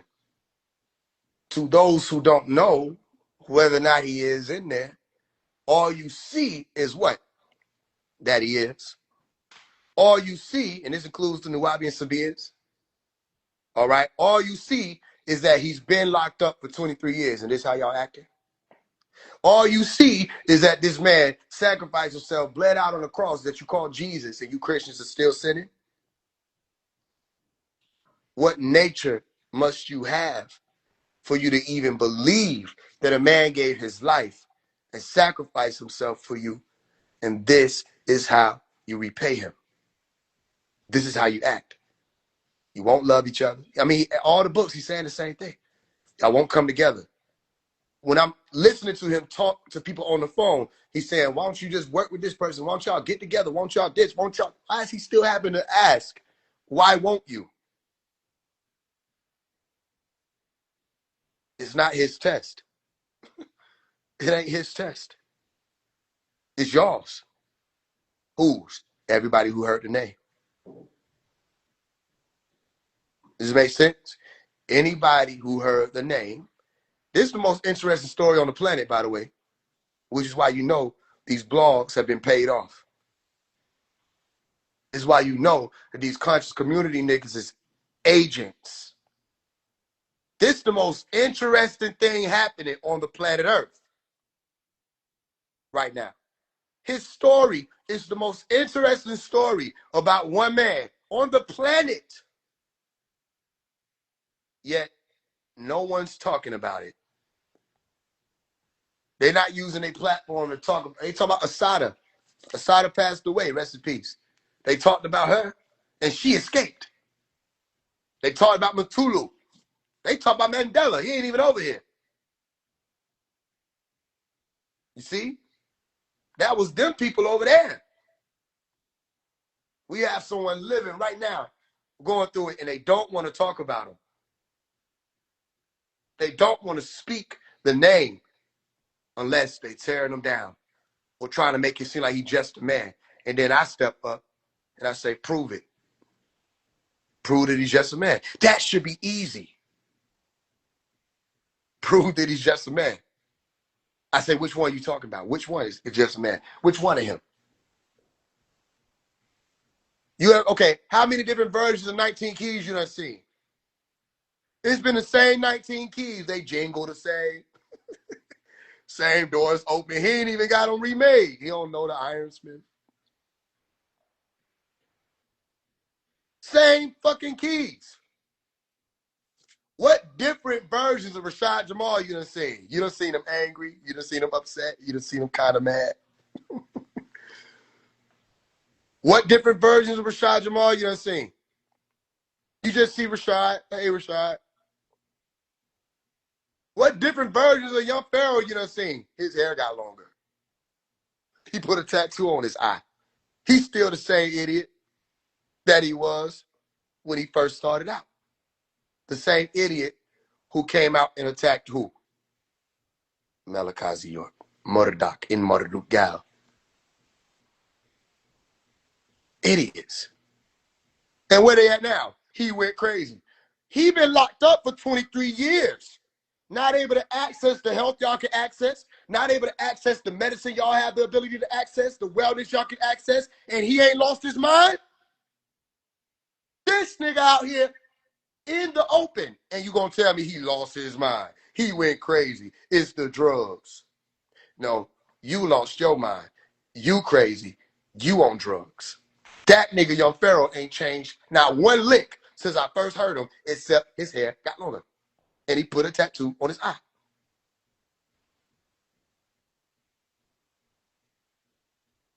Do you hear what I'm saying? How many versions of Bobby Hemmett do you know? You knew it was coming.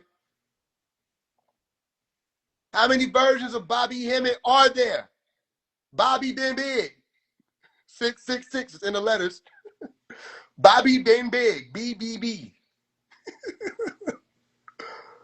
Bobby, bro. Boy, Bobby been big.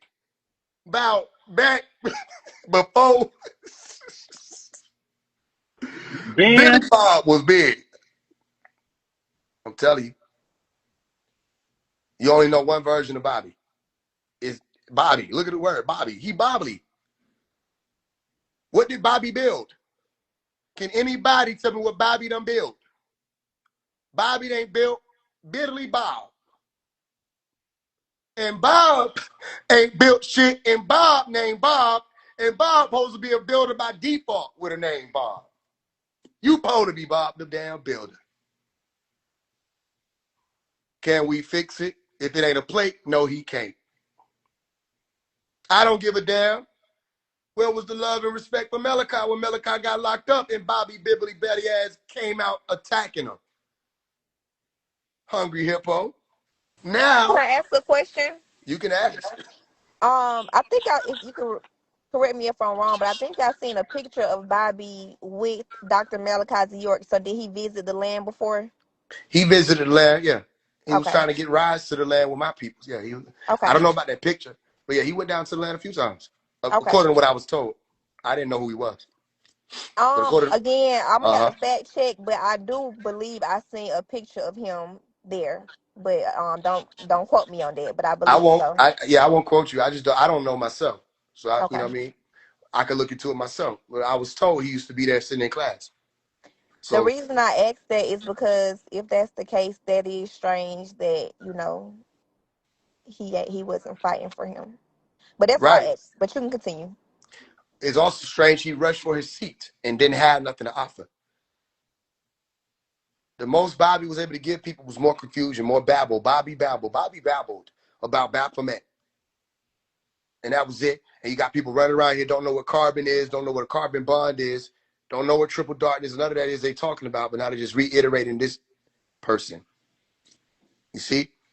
So my point is, this one version of Malachi is Murdoch and Marduk Gal, Reverend Dr. Malachi York, Imam Isa, Rabboni Yeshua, okay, Melchizedek, El Khidir, Tehuti, okay, Afarti Atum Rey. Okay, which version you want to start with when you're talking about this just a man? Because if we take one virgin, it's gonna take us a long time to talk about him. And then I'm gonna have to remind you, you still got 98 more. And your head gonna spin, and I'm gonna catch you, be like, sit still. And I'm be like, now you get it. Now you get it. So it's not his test. It's not his test. It's everybody who heard the name. Everybody who was given the opportunity to know who he is. And you did whatever you did with it. You looked and you saw Tamaray, you said, all right, that's cool. Okay, then that's on you. You see all the works. You say, all right, that's cool. And then they try to talk and say, oh, the Holy Tablets is just a religious book. Let's see if it's just a religious book. I got the Holy Tablets in here. Let's see if it's just a religious book. That's money. Right back.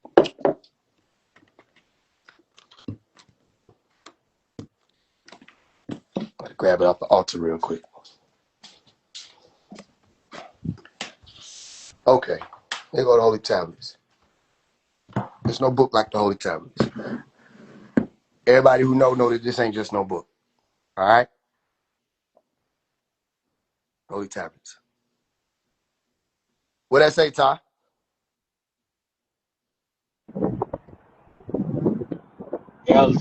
El Holy Gadus. Huh? El Okay, Holy El Gadush Tua. Tour. What's the last word say? I really can't see it because the comments in the way. Hold on. Can you bring it back? Lahu what? Loahat Lower hat. Tua. Lower hat. Which Lower is hat. what? The Holy Tablets. Tour. Wawa.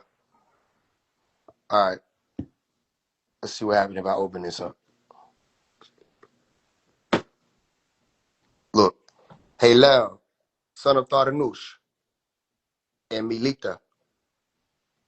Lo, he was but a baby in the hand. Or what? Look at what it say. Stay on the right path. Tablet 3. The seed of Nachash. Chapter 8. Stay on the right path. Let's read. Lo, he was but a baby in the hand of life, yet he did the disagreeableness of an old being. Halal made all who listened his meal. His time is numbered by your deeds. Reject him, and he will return to nothingness. Feed him, and as a star he will grow. Who know? Tell me who Halal is, Tah. Halal is disagreeable. Halal was the son of Tartanus, and he was basically adopted by Murdoch to become Well, what? agreeable. Well, what? O seed of Katman, only by your faith are you saved. O you, listen, who are faithful, stay on the right path, and you will indeed return unto the Most High, Elion, Elion, El, and you will dwell forever in his heavenly garden. We're going to pull it 2 more times. In it are agreeable Anunnaki to befriend you as one of them. For after your death, you will return again, or excuse me, you will again be of the hosts, the Anunnaki. Beneath you will be rivers of pure water, a vessel of honey, a vessel of milk, and a vessel of wine. Drink of the honey for healing. Drink of the pure milk for strength. Drink of the pure wine for spiritual growth. All of this is yours if you keep your faith. For the Most High is all-knowing, all-wise. All right? Y'all take a screenshot of this because there's a lot of names. If y'all can see it. The names of the 200 fallen angels.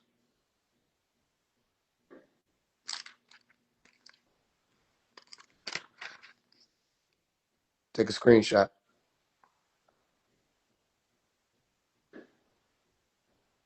All right.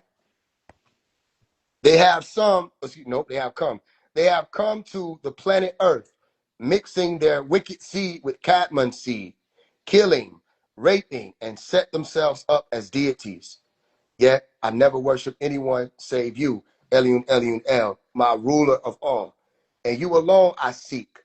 No partner save you, no mother, no father, no daughter, no son. All belong to you, and you are alone. All right, I'm gonna pull again. Hey Lau, beware, hey Lau. Only the truth, only the truth.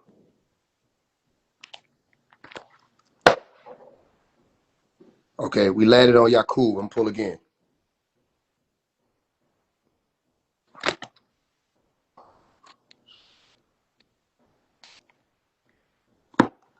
We landed on disagreeableness.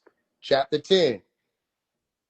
And the cable was entangled in the same bush, while the voice behind the tree exclaimed, from the wrath of the Anunnaki, there is no escape. Submit to his divine decree. Leave this abode, continued the voice in tones of wrath. Both you and the creatures which have seduced you to transgression, by the sweat of the brow alone shall you earn your bread. The planet Earth shall henceforth be your abode, and its possessions shall fill your heart with envy and malice. Nekabel shall be visited with all kinds of sickness and childbearing pain, as Eve.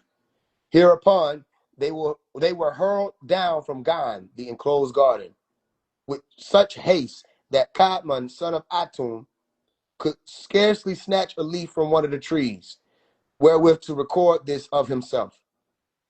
He was flung out through the gate of repentance, teaching him that he might return through submission. Nekabel was cast out through the gate of mercy, and the peacock and the Nakash, who is also called the whispering serpent, through the gate of wrath. Now, some brothers went to the temple with me. He was just talking, one of the elders was just talking about the peacock 2 days ago, I think. About 2 days ago, he was talking about how some people come in like a peacock and they're afraid to get dirty. They're afraid to get their hands dirty to make certain works happen for the collective. Lo, the soul of Kadmon, son of Atum and Lilith, crashed down at the precise moment that the Anunnaki Israel finished shaping the shell of his body. At the junction of the two Niles was he bound. And Halel, look, he fell in the island of the Caspian Sea. And the peacock was in the jungles of Saude, the outer fields of Sudan. When Kadmon's body first touched part of the planet Earth, where he was to live, the eagle said to the whale, with whom had thee hither to life on friendly terms, and has wasted away many hours in the pleasures of paradise. We must now part forever. For in that day, what is that? For in that day the whale and the eagle lived together. Now that the Nudja, successor of the first Kadmon, was on the planet Earth, the whale must take to the deepest seas and the eagle to the highest skies.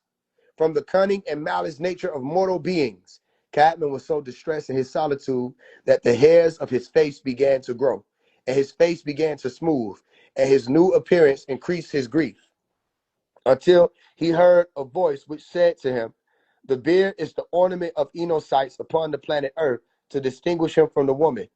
Thus, from that day on, Adamite's face would grow a beard, not to be shaved, and the woman would not. All right? Hold on now. I think we can read the rest of this now. The seed of Halal, there we go, has been found guilt. Lo, Halal, who stays ever so near the woman, could not eavesdrop, and he was angered by the pardon of the human pair. Ventured also to call out for mitigation of his sentence and to obtain its deferment until the day of resurrection. For in repentance, humankind is forgiven, but the seed of Halal has been found guilty. His reward is to have unlimited power over sinners who do not accept the word of Eliun Eliun El. What shall be my food? His answer was, in ruins, in tombs, and in all unclean places shunned by the seed of Nekabel, in the stones of the idols and in the idols, and in the hearts of the idolized, there shall you be found. And what shall be my food? Anything eaten of slain without the implication of the name of Anu. And what shall be my pleasure? The smoke of burning earth. And what shall quench my thirst? The blood of the weak. And what shall occupy my leisure bores? listening to the egos of the poets, the dancing of the harlot, and the music of the intoxicated. Listen, what is my watchword? The curse of Anu until judgment day. But how shall I contend with Adamite, to whom they have granted two guardian Anunnaki? O Halal, thy progeny shall be as numerous as Adamites. Listen, for every Adamite that is born, there shall come into the world 7 disagreeable spirits or jinns, and 2 disagreeable mortal, one black and the other albino. But they shall be powerless against the who? The faithful. Stay with me. Anu makes a covenant with the descendants of Cadmon. It's like saying Adam. Lo, the covenant which Anu made with the descendants of Cadmon took place when he touched Cadmon's back, and lo, say LOL. And lo, the whole human family which shall be born to the end of time were issued from it. As small as ants, they arranged themselves right to left, and at the left was the head of the family, and at the right side stood Cadmon, with his right hand on the left shoulder of me, Seth, and with his right hand on the shoulder of Enos, my son. This continued on down to the whole seed of Cadmon. Anu then acquainted the progenitor of Adamites with the names and destinies of each individual. Listen, and when I sought the answers to all life, I was rejected. For this was to be recorded on the parchment which Nusku, which is Gabriel, and Michael, which is Michael, will witness. I then cried to the assembled human family and confessed that we are wrong and wronged Anu, and that we shall be forgiven. The host of the right hand made a confession immediately, but those of the left hand, listen, hesitated. Some repeating about one half by the word of Anu, and others remained entirely silent. Anu made a covenant with the disobedient and the impudent, who shall suffer the pain of eternal life, eternal fire. These are they of the left hand. I mean, you can't make this up, bro. You can't make this Can't up. make it up. You can't make this up. Look at what the whole thing we've been sitting here talking about. And he coming on and speaking on it. And I wrote a book. I started writing a book called The Left Hand. I never got to finish it. When I told y'all about that left hand, the word Yasar means left hand. And I brought that to some of the Sabaeans who were language teachers. I asked them about that. I asked them about the word Zamal. I said, why does the word Zamal mean left? Why does Shemel mean left? All I was doing was asking. You know what I mean? I'm not trying to be no disagreeable. This is coming to me. It's so many different things that mean left. Even Patarak. Because Tarak meant left. Meaning how? The word Tarug was saying to leave. Taruk. To leave. Right? Taruga with a G, get, was saying the way or way. So Taruk was saying leave. So if you say Tarak and put the A instead of the U or the U, Tarak instead of Taruk, it becomes past tense. So what's the past tense of leave? Left. And the word pa is saying the or the. So pa Tarak in our Nuapic language means the left, or they who left, or they who departed, which is what Sabaean means. I think the word Sabaean was saying those who departed. So I'm like, yo, all right. I was like, maybe because only one who really know is him, right? Also, when he said sabbatic, that caught my attention. I said, sabbatic is the goat. That's the sabbatic goat, right? And we never dealt with the goats. The goat is Halal. We never dealt with the goats. The goat is Shaitan, the 5-pointed star, Luna, Dina. We never dealt with the goats. So when I hear sabbatic, I'm like, why they don't hear the word sabbatic for sabbatic goat, Baphomet? And it was so many other things. But the main thing was Yasar, that literally meant left hand. And I was like, nah. So I started asking questions, and how they responded told me everything I needed to know. Because you could ask Malachi a question, he ain't going to attack you. You know what I'm saying? You can ask him a question, and he ain't going to shut you down. He going to explain it, and everything you thought you were asking is going to be answered and more. Nope. They turned on me and started lashing out. And I brought it up to some people that was in one of the groups. Hereafter Doctrine, and the sister that was over it was like trying to dismiss it, and I was like, all right, whatever. And then we read a book the next day. It was called The Decision Book, and I think it is. So you go fact check me. Some of y'all got the books, The Decision Book, and in that book, chapter number 15, which is 1 + 5, which is 6, was titled Yasar. And I said, okay, here we go. God just was asking about Yasar. He answered all the questions. How did he answer it? Because he started explaining that the one who called Yasar is a word that's supposed to mean family. The one who's called Yasar was the ones who did this to him. He explained it in the book. They can't say, I'm saying it. I'm like, yo, when we get to the end of the book, I'm like, so are we going to address the elephant in the room? Right? What do I mean by that? Ella, El. El is God. Fat. The word fat means to show or reveal. Are we going to address what God just revealed in this room? And they didn't want to address it. Somebody else pointed something else out. They said, look, when he said Nubians, he put it on the right side of the page. And when he said Sabaeans, he put it on the left side of the page. I said, nah. You know what I'm saying? So again, it's not me. I'm not telling y'all, still not telling y'all that it's a Nubian versus Sabaean thing. And I'm not telling y'all that Sabaeans are goats or none of that, or evil or none of that. I'm just saying when I asked, they got offended, they got upset, they became hostile. So I said, okay, let me back up off y'all. Cause something going on with that. And he don't make error. He do everything for a reason. You know what I mean? I'm like, how's the mall mean left? How your sword mean left? How this mean left? How all these different things mean left? You see? All right, whatever. Anyway, either way it go, the one who's gonna be able to say what all that is beyond myself is him. Not saying that I know. Okay, this is just something I observed, I asked about, and that's how they dealt with it. Either way, he said, these are they of the left hand. The left hand is speaking of that story where they said that there was going, and that's what Faisal meant. Faisal. Faisal meant sword or resolute, the one that comes in and can separate with the sword. And with that sword of separation, he separates the sheep from the goats. I put that in my book, Out of the Darkness. I didn't know Malachi was saying that. Because remember, I hadn't read their books over there here at the Doctrine, none of that. So when I started reading the books and started realizing he was saying what I was saying, I said, I'm in alignment with him. Not I'm him. I'm not partnering myself with him. I'm saying I was in alignment my whole life with what he's been saying. And as I got older and pushed out the music and the works, it was reflected what he was saying in the doctrine that came after the year 2000, 2002. At least is what they said. So, yeah, okay, if he said he going to separate the sheep from the goats, the left hand from the right hand, who's the left hand?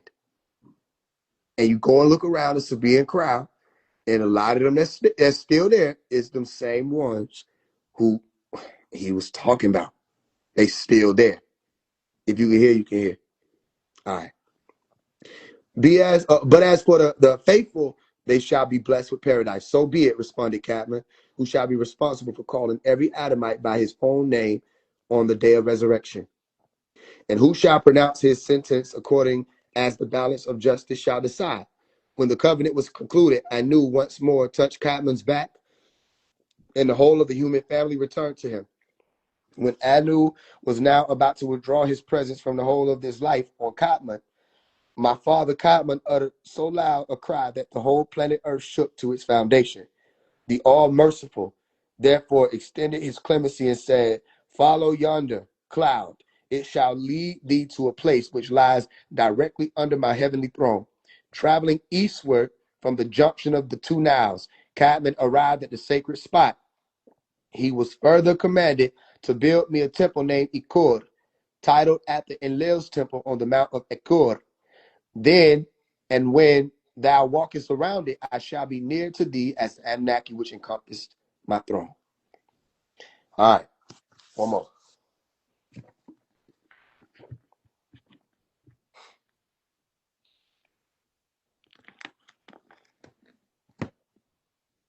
All right, let's play. Tablet of Etana.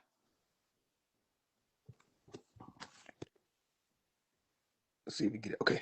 Change my destiny for and disclose what is concealed. Disclose what is concealed. Listen. Etana did as he was ordered by Shemesh, and went and helped the eagle man out of the pit. Pay attention. The eagle man hunted around in the mountains day and shadow hour, but the plant of birth was not to be found there. Come, my friend, let me carry you up to the sky. Let us meet with Ishtar, the mistress of birth. Beside Ishtar, the mistress of birth, let us find a new plant. Put your arm over my sides. Put your hands over the quills of my wings. He put his arm over his sides, put his hands over the quills of his wings. The eagle man took him upwards for a mile. My friend, look at the country. How does it seem? The affairs of the country buzz with prosperity like flies building their homes. And the wide sea is no bigger than a sheepfold. The eagle man took him up a second mile. My friend, look at the country. How does it seem? The country has turned into a garden of delight, and the wide sea is no bigger than a bucket. It took him up a third mile. My friend, look at the country. How does it seem? Are y'all listening? Vantage point, perspective. I am looking for the country, but I can't see it. And my eyes cannot even pick out the wide sea. My friend, I cannot go any further towards heaven. Retrace the way and let me go back to my city. The eagle man shrugged him off for 1 mile, then dropped down and retrieved him on his wings. The eagle man shrugged him off for a second mile, then dropped down and retrieved him on his wings. The eagle man shrugged him off for a third mile, then dropped down and retrieved him on its wings. A meter from the ground, the eagle man shrugged him off, then dropped down and retrieved him on his wings. Ethanah said to the eagle man, my friend, I saw a first bad ream. The city of Kish was sobbing from the disagreement between the Anunnaki. Within it, people were in mourning for the disobedience of Enki to Anu. I sang a song of lamentation for this great grief. O Kish, giver of life, Etna cannot give you an heir, for they are in exile. O Kish, giver of life, Etna cannot give you an heir, for they have been run away. His wife said to Etna, the Elohim showed me a dream. Like Etna, my husband, I have had a dream of distress. Like you, the Elohim have shown me a dream of distress, and his ghost is most holy. Ethanah opened his mouth and spoke to the eagle man. My friend, that Elohim showed me another dream of delight. We were going through the entrance of the gate of Anu, father of Enlil and Enki. We bowed down together, you and I. We were going through the entrance, listen, of the gate of Sin, Shemesh, Bel Adad, and Ishtar. We bowed down together, you and I. I saw a house with a window that was not sealed. I pushed it open and went inside. Sitting in there was a girl, adorned with a crown. Beautiful was her face. A throne was set in place, and within the great house she sat. Listen. Beneath the throne crouched snarling lions. I came up and the lions sprang at me. I woke up terrified. The eagle man said to Ethanah, my friend, the significance of the dream is quite clear. Come, let me carry you up to the heavens of Anu, the great owl. Put your chest over its breast. Put his hand over its sides. Put your arms over my sides. He put his chest over his breast. Put his hands over its feathers. Put his arms over its sides.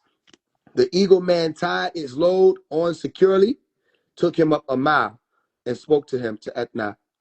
See, my friend, how the country seems. Inspect the sea. Look carefully for its features. The country is only the edge of point seen of a mountain, and whatever has become of the sea. The eagle man took him up a second mile and spoke to Etna. See, my friend, how the country seems. The sea has turned into a gardener's ditch. When they came up to heaven of Anu, they went through the gate of Anu, father of Enlil and Enki. The eagle man and Etna bowed down together. They went through the gate of Sin, Shemesh, Baal Adad, also called Elyon, the fowl, and Ishtar. The eagle man and Etna bowed down together. He pushed it open and went inside. This is how it was recorded, and this is how it will be. You see? So, point being, this ain't no regular book. There are a lot of things in chapter Marduk, right? Chapter 19, Marduk, or Murdoch, El Kidda. What's the last part? Is this the one we got the last one? Oh, yeah, here we go. I got to read this. Where do you start?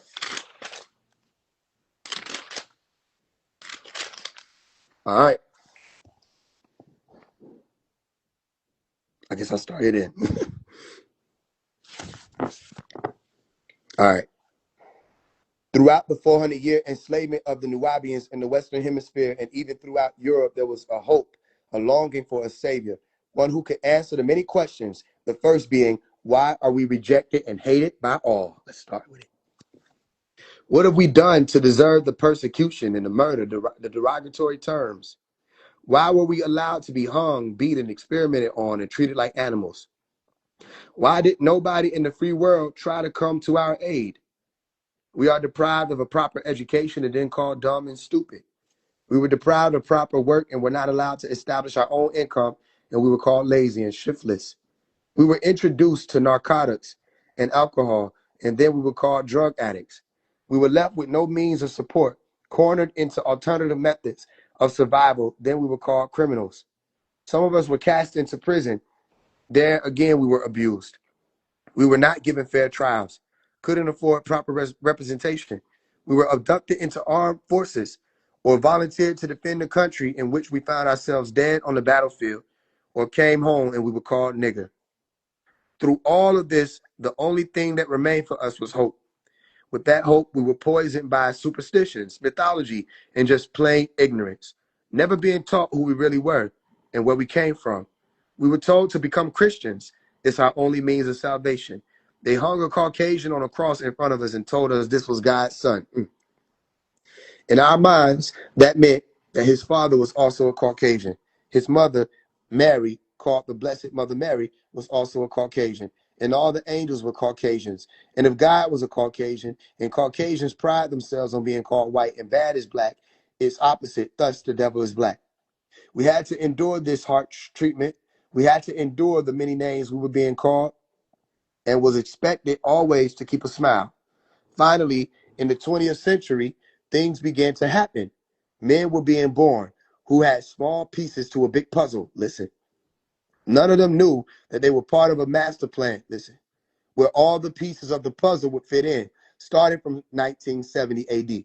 Before the date, Nubians found themselves in all kinds of organizations. Some were docile, like many of your Christian and Orthodox Muslim groups, Prince Hall Masons, and even Black Shriners and the Elks. Others were militant, like the Black Panthers, the Young Lords, the African Pioneer Movement, the Black Muslims, the Five Percenters, the Hebrew Israelites, and the Black Nationalists. With these groups came many. With these groups came many would be messiahs, prophets, mandis, saviors, leaders, and even some called themselves God and Allah. And we had all kinds of ministers, pastors, reverends, rabbis, kohens, imams, sheikhs. Yet our condition stayed the same. When we just talking about this, what Sister Brianna at? She here? We were just talking about that, right? Look at all I'm the here. people and look, it's still the same. We may appear to be doing good under a specific leader, but in all cases, all of the above were dependent on others for guidance and borrowing from each other. Either they used the Caucasian King James version of the Bible, or a Jewish translation of the Holy Scripture, or a Pale Arab's translation of Quran, or a Zionist Jew named Levi H. Dowling's book, the Aquarian Gospel, and changed it into a Quran for the Moorish Science Temple. Others depended on what they called Pale Arab interpretation of Islam, or from lessons Wallace Farr Muhammad wrote, and from it Nubian gave birth to a splinter group called Five Percenters, and he declared himself Allah using this Pale Arab lessons. This was Clarence 13X. All in all, Nubians fell deeper and deeper into ignorance. It was a case of the blind leading the blind. But all knew that a savior was coming. Some thought it was Marcus Garvey, who wanted to go back to Africa. Others thought Noble Drew Ali.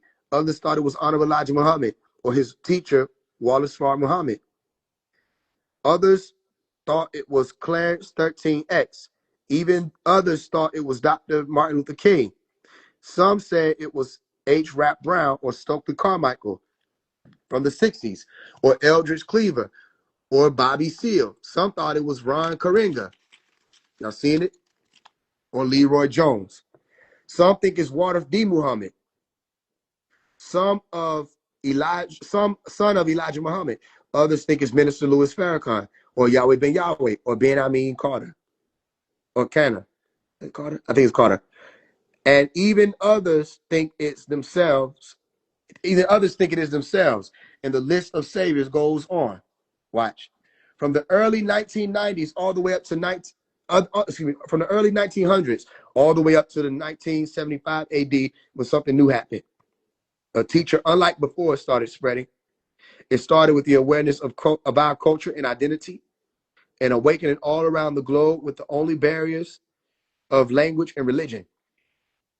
There was a wave of riots everywhere, which only added to the tension, and the formation of organizations like the Black Panthers, founded by Huey P. Newton and Bobby Seale, for a never-ending struggle for the liberation of Nubians. This made way for the first part of our liberation by way of Nuwabu. What I have to give would liberate the mind of the Nubian nation, and the physical will follow. Because once there is a mental unity, there is physical unity. Because where the mind goes, the body will follow. Listen, here you go. I know you're about to cook. This too was part of the preparation for my appearance. Others like the Honorable Elijah Muhammad and Martin Luther King were concerned with the upliftment and sense of pride in the Nubian people and the beginnings of a doctrine. Not knowing who we were,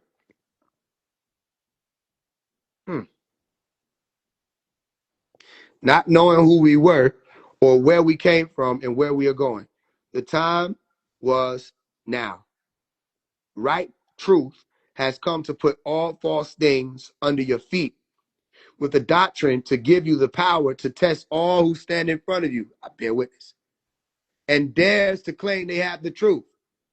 I am here amongst you to take you by the hand and lead you to that which was promised to you. You should feel a comfort being with me.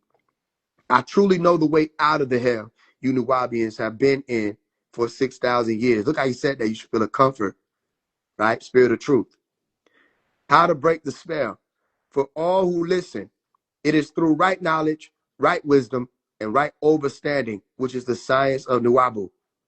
Don't turn away from your last chance of salvation. This is the book that will solve the problem book. I say, test me, and you will see who I really am. Come on. Ask, and it shall be given. Seek, and you shall find. Knock, and the door shall be opened unto you. Come on. Simply ask. Ask, seek, knock. ASK. Merely ask, for I am your long-awaited Savior. It is my voice that roars with the sound of many waters, saying these things. I say unto you who are faithful and true, I am the Melchizedek of all the holy prophets. Allah has sent me to give good tidings, to prepare the way for Hamashiach or El Messiah, the real Messiah. Who is that? And to show you things which must shortly come to pass. And prepare a way straight for him. For I have declared in my very own scroll, the scroll of Malachi. In this scroll, I am known as the Elohim, Mikael, also known as Marduk, Amar Utu, Azad, and Amunubi Rakata. Right? Is it a Marduk or Marduk? Let me show you. That's what you're looking at right here. That's Murdoch.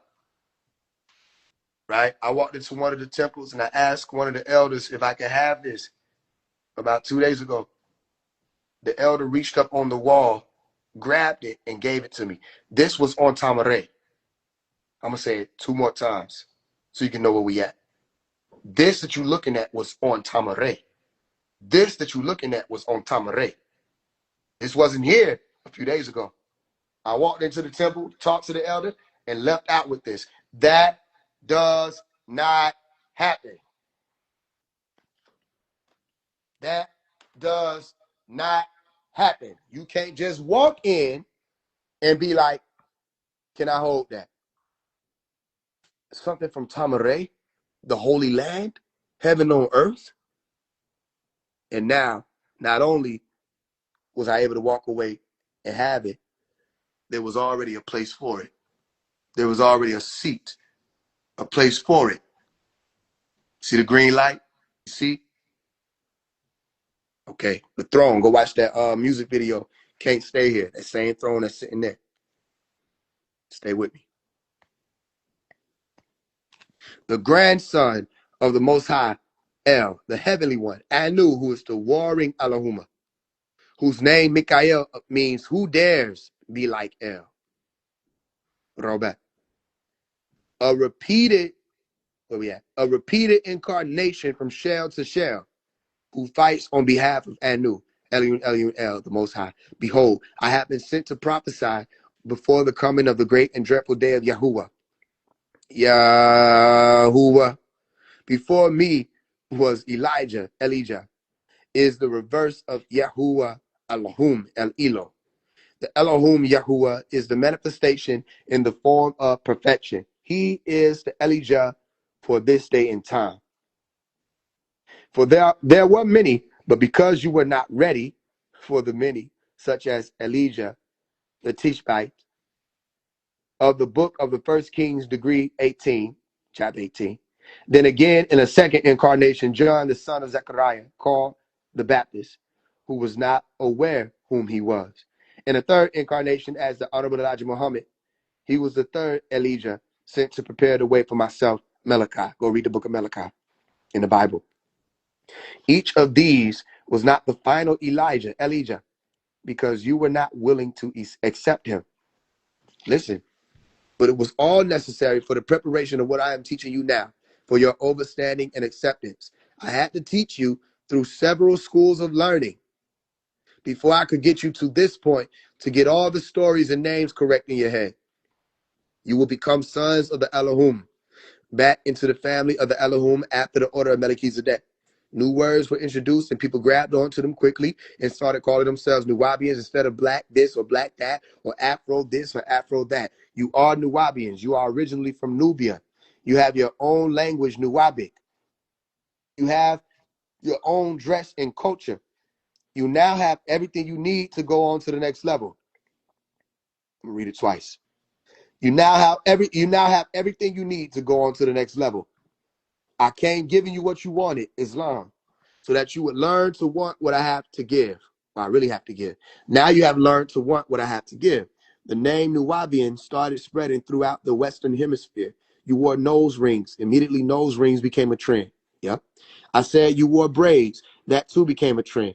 I said you wore beads in your hair, and beads on the braids became a trend. I said stop calling them white people. They're not white. They're lepers. That too became a trend for all Nuwabian leaders. The curse of Canaan, the Amorite, the 400-year bondage, as opposed to the 430-year bondage of Israel. Everybody would start to pick out of the things that were being said, never knowing the hope had arrived. The facts, beyond any doubt, had finally come. And this mysterious spell called the spell of Leviathan was about to be broken. A doctrine that all the previous leaders were feeding off of and pretending that it was theirs came like a thief in the night. Come on. They still doing that. Rose up from in your midst. Yet in return for these facts, there was only slander, much gossip, much hearsay. Ain't that still happening? They sent out their best. First, the leaders would try their futile attacks on what he had to say, only to be put in check immediately. Next, they caught the Arabs. Go prove him wrong. They came only to leave with their tail between their legs. Come on, come on, come on. And with such a fear of me, their only thoughts were, we must kill him. Come on, come on, come on. They attempted to approach it from an Arabic standpoint, and it was met with Arabic in its purest form. They came with Hebrew. That too was met. Deep in their hearts, in the hearts of their followers, they began to realize that the time had finally come. A revelation was now in order. The events of the enslavement and the abuse is scriptural as the abuse of the Israelites in Egypt. And this is how and when it all began for us. The mission of our master teacher formed in the late 1960s under the name Aminubidu Akata. So all of that Bobby Hemmett bullshit of saying Malachi started talking about it just recently. He just started talking about Egypt. That's a lie, because it's an Egyptian name right here. Aminubidu Akata. One of the alter egos, if you want to call it, the aliases, really, that he was writing under in the 60s. So Bobby's a liar. An unknown writer of the science of Nuapu. Knowing the Nuwabians weren't ready for that level of information as of yet, I started teaching under the name Imam Isa. For Muslims seemed to be the most influential movements of that time and didn't dare question each other. I set up the headquarters, which was located in Brooklyn, New York, and began in an apartment building on 2525 Bedford Avenue in 1967 AD. During this time, I named my mission Ansar Pure Sufi or Pure Sufi. Ansar Pure Sufi, with usage of the six-pointed star and crescent with an ankh inside. Our official garb at this time was a black tunic we called a budla and black loose-fitting pants with a tartabush and shoes, which became known as Romeos. This was in the year 1967 AD. Remember, he doing all of this in a time period of Martin Luther King. And he just explained that people like Martin Luther King was looking at them, trying to figure out what they were doing because they didn't know where they came from. Then the dress changed to African robes, and the people, we call ourselves the Nubians.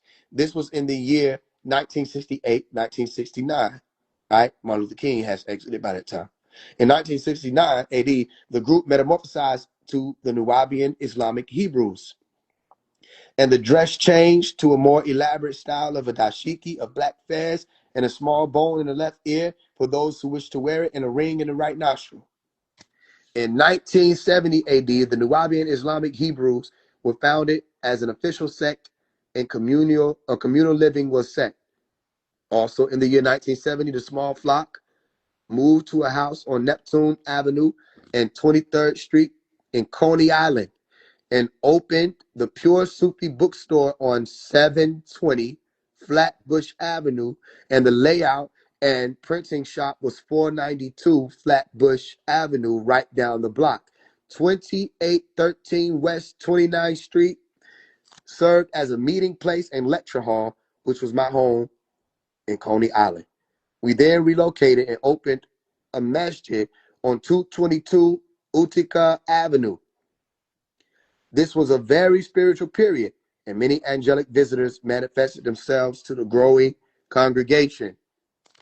Our community was expanding so rapidly, we had to move again in 1972 AD. This time to 452 Rockaway Avenue, where classes were held in what we called the upper room. The next move took us to Carroll Street, where a candy store was open. Later that year, the masjid was reestablished at 838 St. John's Place, and a bookstore was opened. I began publishing the pamphlets of peace. I wrote, typed, illustrated, reproduced, and distributed them almost single-handedly. I diligently treaded the streets of New York and the surrounding areas as I propagated Sufi Islam. I was blessed with the gift of gab, combined with a sense of humor and charisma that draws people of all walks of life to me. Can't lie about it.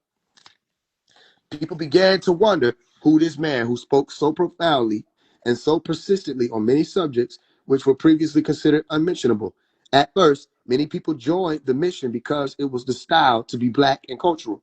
I drew many hypocrites, phonics, who just wanted to play Muslim. They didn't want to work to build a nation. They just wanted to dress in African clothing, play drums, and listen to me speak. I called them the first fruits. Pay attention. They were faithful, but not true. In 1972 AD, after returning from Sudan, I drew a literal line on the masjid floor and said, those who wanted their culture but did not want to sacrifice to build for the future were excluded. The mission was then carried on by those who were willing to work for the perfection. The mission expanded and moved to a new headquarters in the Bushwick section of Brooklyn, originally occupying one building, 743 Bushwick Avenue, right? Now watch this. He said built for the future. Look at a lot of y'all coming into the information now. He was thinking about y'all in 1972. You see that? And then adding on more buildings as time passed until it had grown to a village which presently exists on Bushwick Avenue to this day. Our mission has obtained all its assets through sacrificing without the aid of outside funds. We've established many businesses within our community structure. Immediately, the jealousy and the hatred started. He explaining everything that y'all were asking to. The slander was on the lips of those who could not quite understand where we came from. We donned black tar bushes and as like the hat, like the fez. And our symbol was simply a crescent, a six-pointed star, and an ankh. We propagated daily. We walked the trains, through the buses on all the college campuses. Our message of the Nuwabian Islamic Hebrews and Ansarullah community could be heard. The Nuwabians that were following Orthodox Islam or many of the other groups will simply say if you ignore them, they will just go away. And they are just a schism. They won't last. We are the true nation. We have the right way. However, as time has proven, they are the ones that have fallen away. Their leaders took them absolutely nowhere. As they watched the Ansarullah community grow worldwide, a link was made with the Ansars of the Sudan, known as Mandia, which welcomed the Ansars of the Western Hemisphere. At this point, we were wearing what had been established as the international garb of the Ansarullah community, Ansarullah, which consisted of the thobe, dress, and kimar, face veil for the female. This face veil, which was not a part of the Sudanese original dress, was introduced by the women of the community who mostly left immediately after and went back to wearing Western attire, leaving the devoted women behind veiled. I told them the day would come when this veil would have to be removed while living in the West, and it has. And the jalabia, a long white garment, and batalawum, those loose-fitting pants, and imma, head covering for the male with an azaba. This angered them more, for it legitimized the Ansarullah community as being linked to the ancestors in Nubia and one family. We are one family. But our teachings were still in a baby stage and was growing to adolescence rapidly. We were unique because no human being can find fault in it. There is no confusion in it. Then on into adulthood, our code of dress changed from time to time to suit the time we were in. Our garb had mutated again in the year 1992 AD, just 20 years later. Look at the plan. Look how it's playing out, and look how it's playing out still to this day. To the Nuth tunic and Bantaloon, loose-fitting pants with a sash around the waist in various colors for the male. And the Budla Nubi of the female, which also consists of a tunic and a pantaloon and a shawl and a head covering of many colors. And the information that was being taught, believing that you must be submerged into the environment of what you're being taught fully, was completed. What I told y'all, they don't know what they're talking about. All this, y'all can't decide whether y'all this or y'all that. No, when we went through a school, we dressed the part, we looked the part. You understand? Like the teachers you had in class that would come dressed up like the Native American, and you enjoyed it. Okay, for them to teach you that, and they told you to dress up for this and dress up for that, for you to actually get submerged in what you were learning. You see, that's why we not just know a lot about the cultures, we've lived it. You see, we have the experience of these cultures. So they can't talk to us about 99% of the things they think they can. This again made the fools raise their eyebrows. See, look, and say of us, I told you they didn't know what they were doing. They keep changing. See, I just said it. They used to wear veils. Now they don't. Not one of them was intelligent enough to see that this change was their great chance. For they said, those people, those Ansars, they're not real Muslims. Allah does not accept their prayers or their fasting, and they're not going to Jannah. They worship that man, that disco singer. They still do that, Dr. York. Yet, when the change came, they confessed to themselves and to the Ansarullah community that all the while they thought of us as Muslims. See? Boom. Oh, man, this man, he different. Hold on. Bro, different, bro. He basically said, which one is it? So when they Ansarullah, you said they're not real Muslims. And then when they transitioned out of the Muslim school, you said, oh, we thought they were Muslims. So you thought they were Muslims. So why were you saying that they weren't Muslims? He beyond all of them. They can't deal with him right now. For they said, I heard they don't fast Ramadan no more. I heard they don't make 5 daily prayers no more. And they destroyed the masjid. I heard their women no longer follow the dress of Al-Quran. They're taking off the veil, and their men no longer wear the jalabiyas and the immas. What happened to them? The answer should have been simply, if we weren't Muslims, how could they ask these questions? Boom. They confirmed that they looked to us as living according to Al-Quran.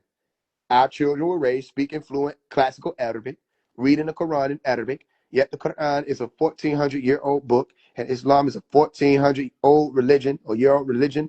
The way that they practiced it, and was doing absolutely nothing to change the condition of the Nubian in the Western Hemisphere. They may put on a tagia, grow a beard or shave their beard, put on oils from the East or robes from the East, prayer beads in their hands, and carry an English translation of the Quran, but the condition and the state of the mind did not change.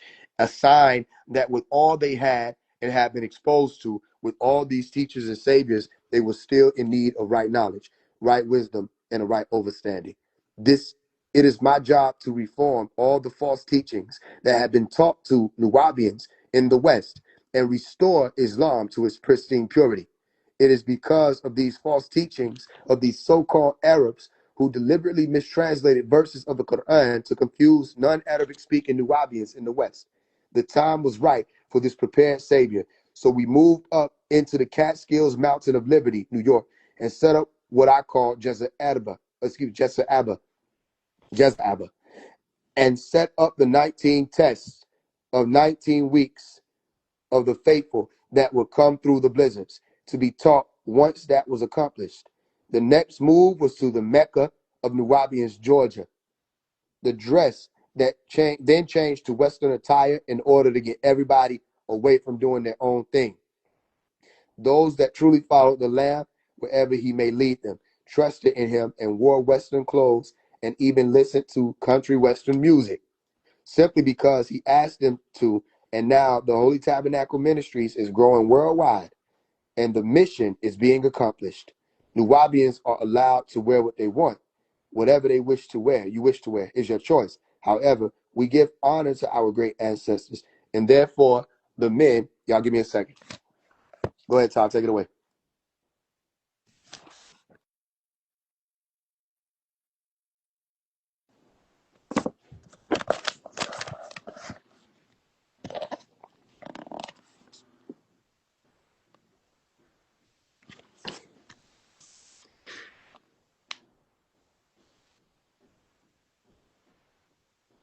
Whatever you wish to wear is your choice. However, we give honor to our great ancestors, and therefore the men wear the Marduk braid, which is a back of your head. The braid that you've seen them wearing in the BMF thing, called the faru. And the women also wear the faru or the ninti braid, which is a braid that is an inch above the right ear. You can put beads on your ninti braid or a gold band on your Marduk braid. We also wear the Badura Bindi jewel in the middle of our foreheads if you want. The letters are pouring in. Even the original followers are waking up. Many who follow other teachers are finding their way to the Lamb, right? The sun is truly coming out of the east unto the west, and those who endure to the end are receiving the crown of life in the ancient mystic order of Melchizedek, where this message is coming forth to you in order to restore your identity as Nubians. Behold, the Son of Righteousness stands before you with the scroll of Malachi that rebukes the liars for their transgressions, and who will prepare the way for the Messiah by turning the hearts of the fathers to the sons and the sons to the Father. Or else I, Malachi, will strike the earth with utter destruction. Now, you are ready to move on toward the next level and ready to accept what I was giving you originally, a teaching that no one could stand against. You were the meek that are here to dumbfound the wise. And so we are at the beginning again with Sufi and Theses or Fezes. Only now we are Sufi under the Imam, ancient mystic order of Melchizedek, the beginning of their end. You can't be fooled by any religious doctrines of any kind. No, not nowadays. You have your first tool, this holy tablet, not someone else's interpretation, your own scripture that will dispel all lies, causing all false things to perish, making the truth come to light. Let me speak to you of my arrival. You see, the first time I arrived, I came as a force, an etheric being. While my mother was pregnant, certain nerves in the brain of the child were altered so that the child would be able to receive a higher intellect, an intellect higher than other normal earth beings who have had their barytheric glands removed. The earth beings will one day have it replaced if they don't destroy themselves. They will use more of their brains, for they have the light body, a physical body, a spiritual body, a mental body, and an etheric body. My assignment is to spiritually re-educate the beings of the planet Earth, who are the children of the Anunnaki, and to prepare 144,000 to be taken up for 1,000 years, the return to save this planet. Originally, Earth was used as a hunting ground by the beings known as Omo, also called Shaggies. Earth was much like what you would call a resort today. Beings from other galaxies would come here to hunt, and so they looked at it the light of 1,000 lights. Whoever saw his head is to become guides to the successor and Kohen priest among creatures. Whoever saw his forehead is to become just a star, prince. Whoever saw his eyes is to become one who preserves the word of Anu, who acts on the part of Anu, Alun Elium El, when it's time to be felt in any way, shape, or form. Whoever saw his eyebrows is to become a scribe. Whoever saw his ears is to become one who listens and occupies himself with that. Whoever saw his cheeks is to become one who was a teacher, knowing and having intellect. Whoever saw his lips is to become a Sar, prince. Whoever saw his nose is to become a Hatim, spiritual doctor. And whoever saw his mouth is to become one who recites. Whoever saw his teeth is to become one who is beautiful of heart among male and female living beings to make others happy. Whoever saw his tongue is to become an apostle. Whoever saw his throat is to become one who admonishes and gives good counsel and a cantor or one who calls the prayer. Whoever saw his beard is to become one full of wisdom and Anu, the source. Whoever saw his neck is to become a merchant. Whoever saw his arms is to become a warrior with a sword who does battle in the way of Anu, the source. Whoever saw his right arm only is to become a cupper. Whoever saw his left arm only is to become of the ignorant. Whoever saw his right palm only is to become a cupper. Whoever saw his whoever saw his right palm only is to become a money changer and an embroiderer. Whoever saw his left palm only is to become a corn measurer. Whoever saw his hands is to become generous and ambidextrous. Whoever saw the backside of his left hand is to become a miser. Whoever saw the backside of his right hand is to become a cook. Whoever saw the tips of the fingers of his left hand is to become a musician. Whoever saw the fingers of his right hand only is to become a tailor. Whoever saw the fingers of his left hand only is to become an ironsmith. Whoever saw his chest is to become a noble and diligent one.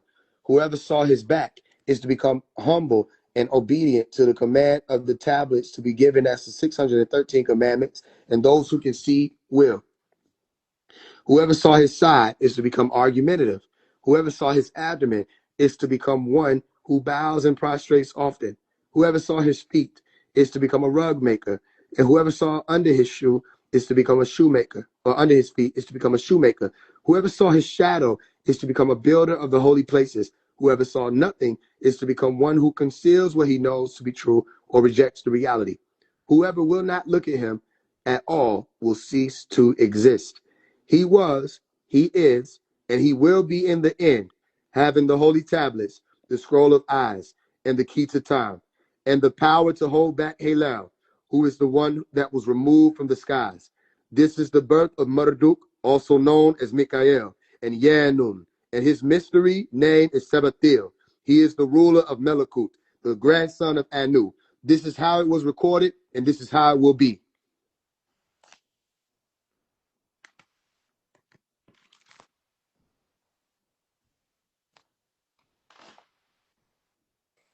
And that is he.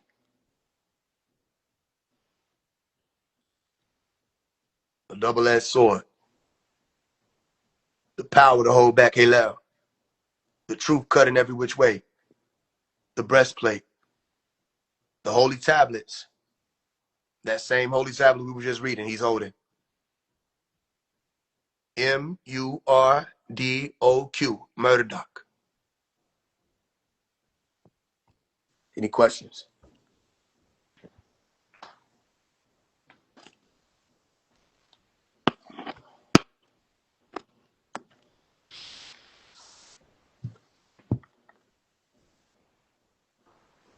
Can I be heard? No questions for me. Tua.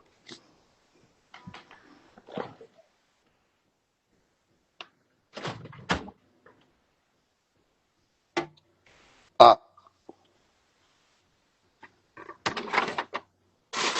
Ati. Can you hear me? Tua. Uh, the question that popped up was about what you were just reading. Is that a because whenever you're reading, like if you saw this part, this is like your fate or whatever. Whenever it got to if you see his back, you'll follow the 613 commandments. And I was thinking about Moses. So I was going to ask, are these, if you saw this, are these a reference to anything? I caught on to the 613, if that is supposed to be a reference. You asked a good question, but I don't know the answer. Voila. No, I'm just quiet to sit down. He asked a question about seeing Malachi's back in the literally just talking about that in the tablets. To myself. Right. Seeing his back and 613 commandments. I actually spoke about that recently. Somebody said if nobody's seen him, they'll cease to exist. What it really said was if you don't look at him, then you'll cease to exist. The ones who saw nothing will be the ones who conceal the truth. They become Mm. Capharoon. 19 keys. But you asked a good question, and I don't have that answer.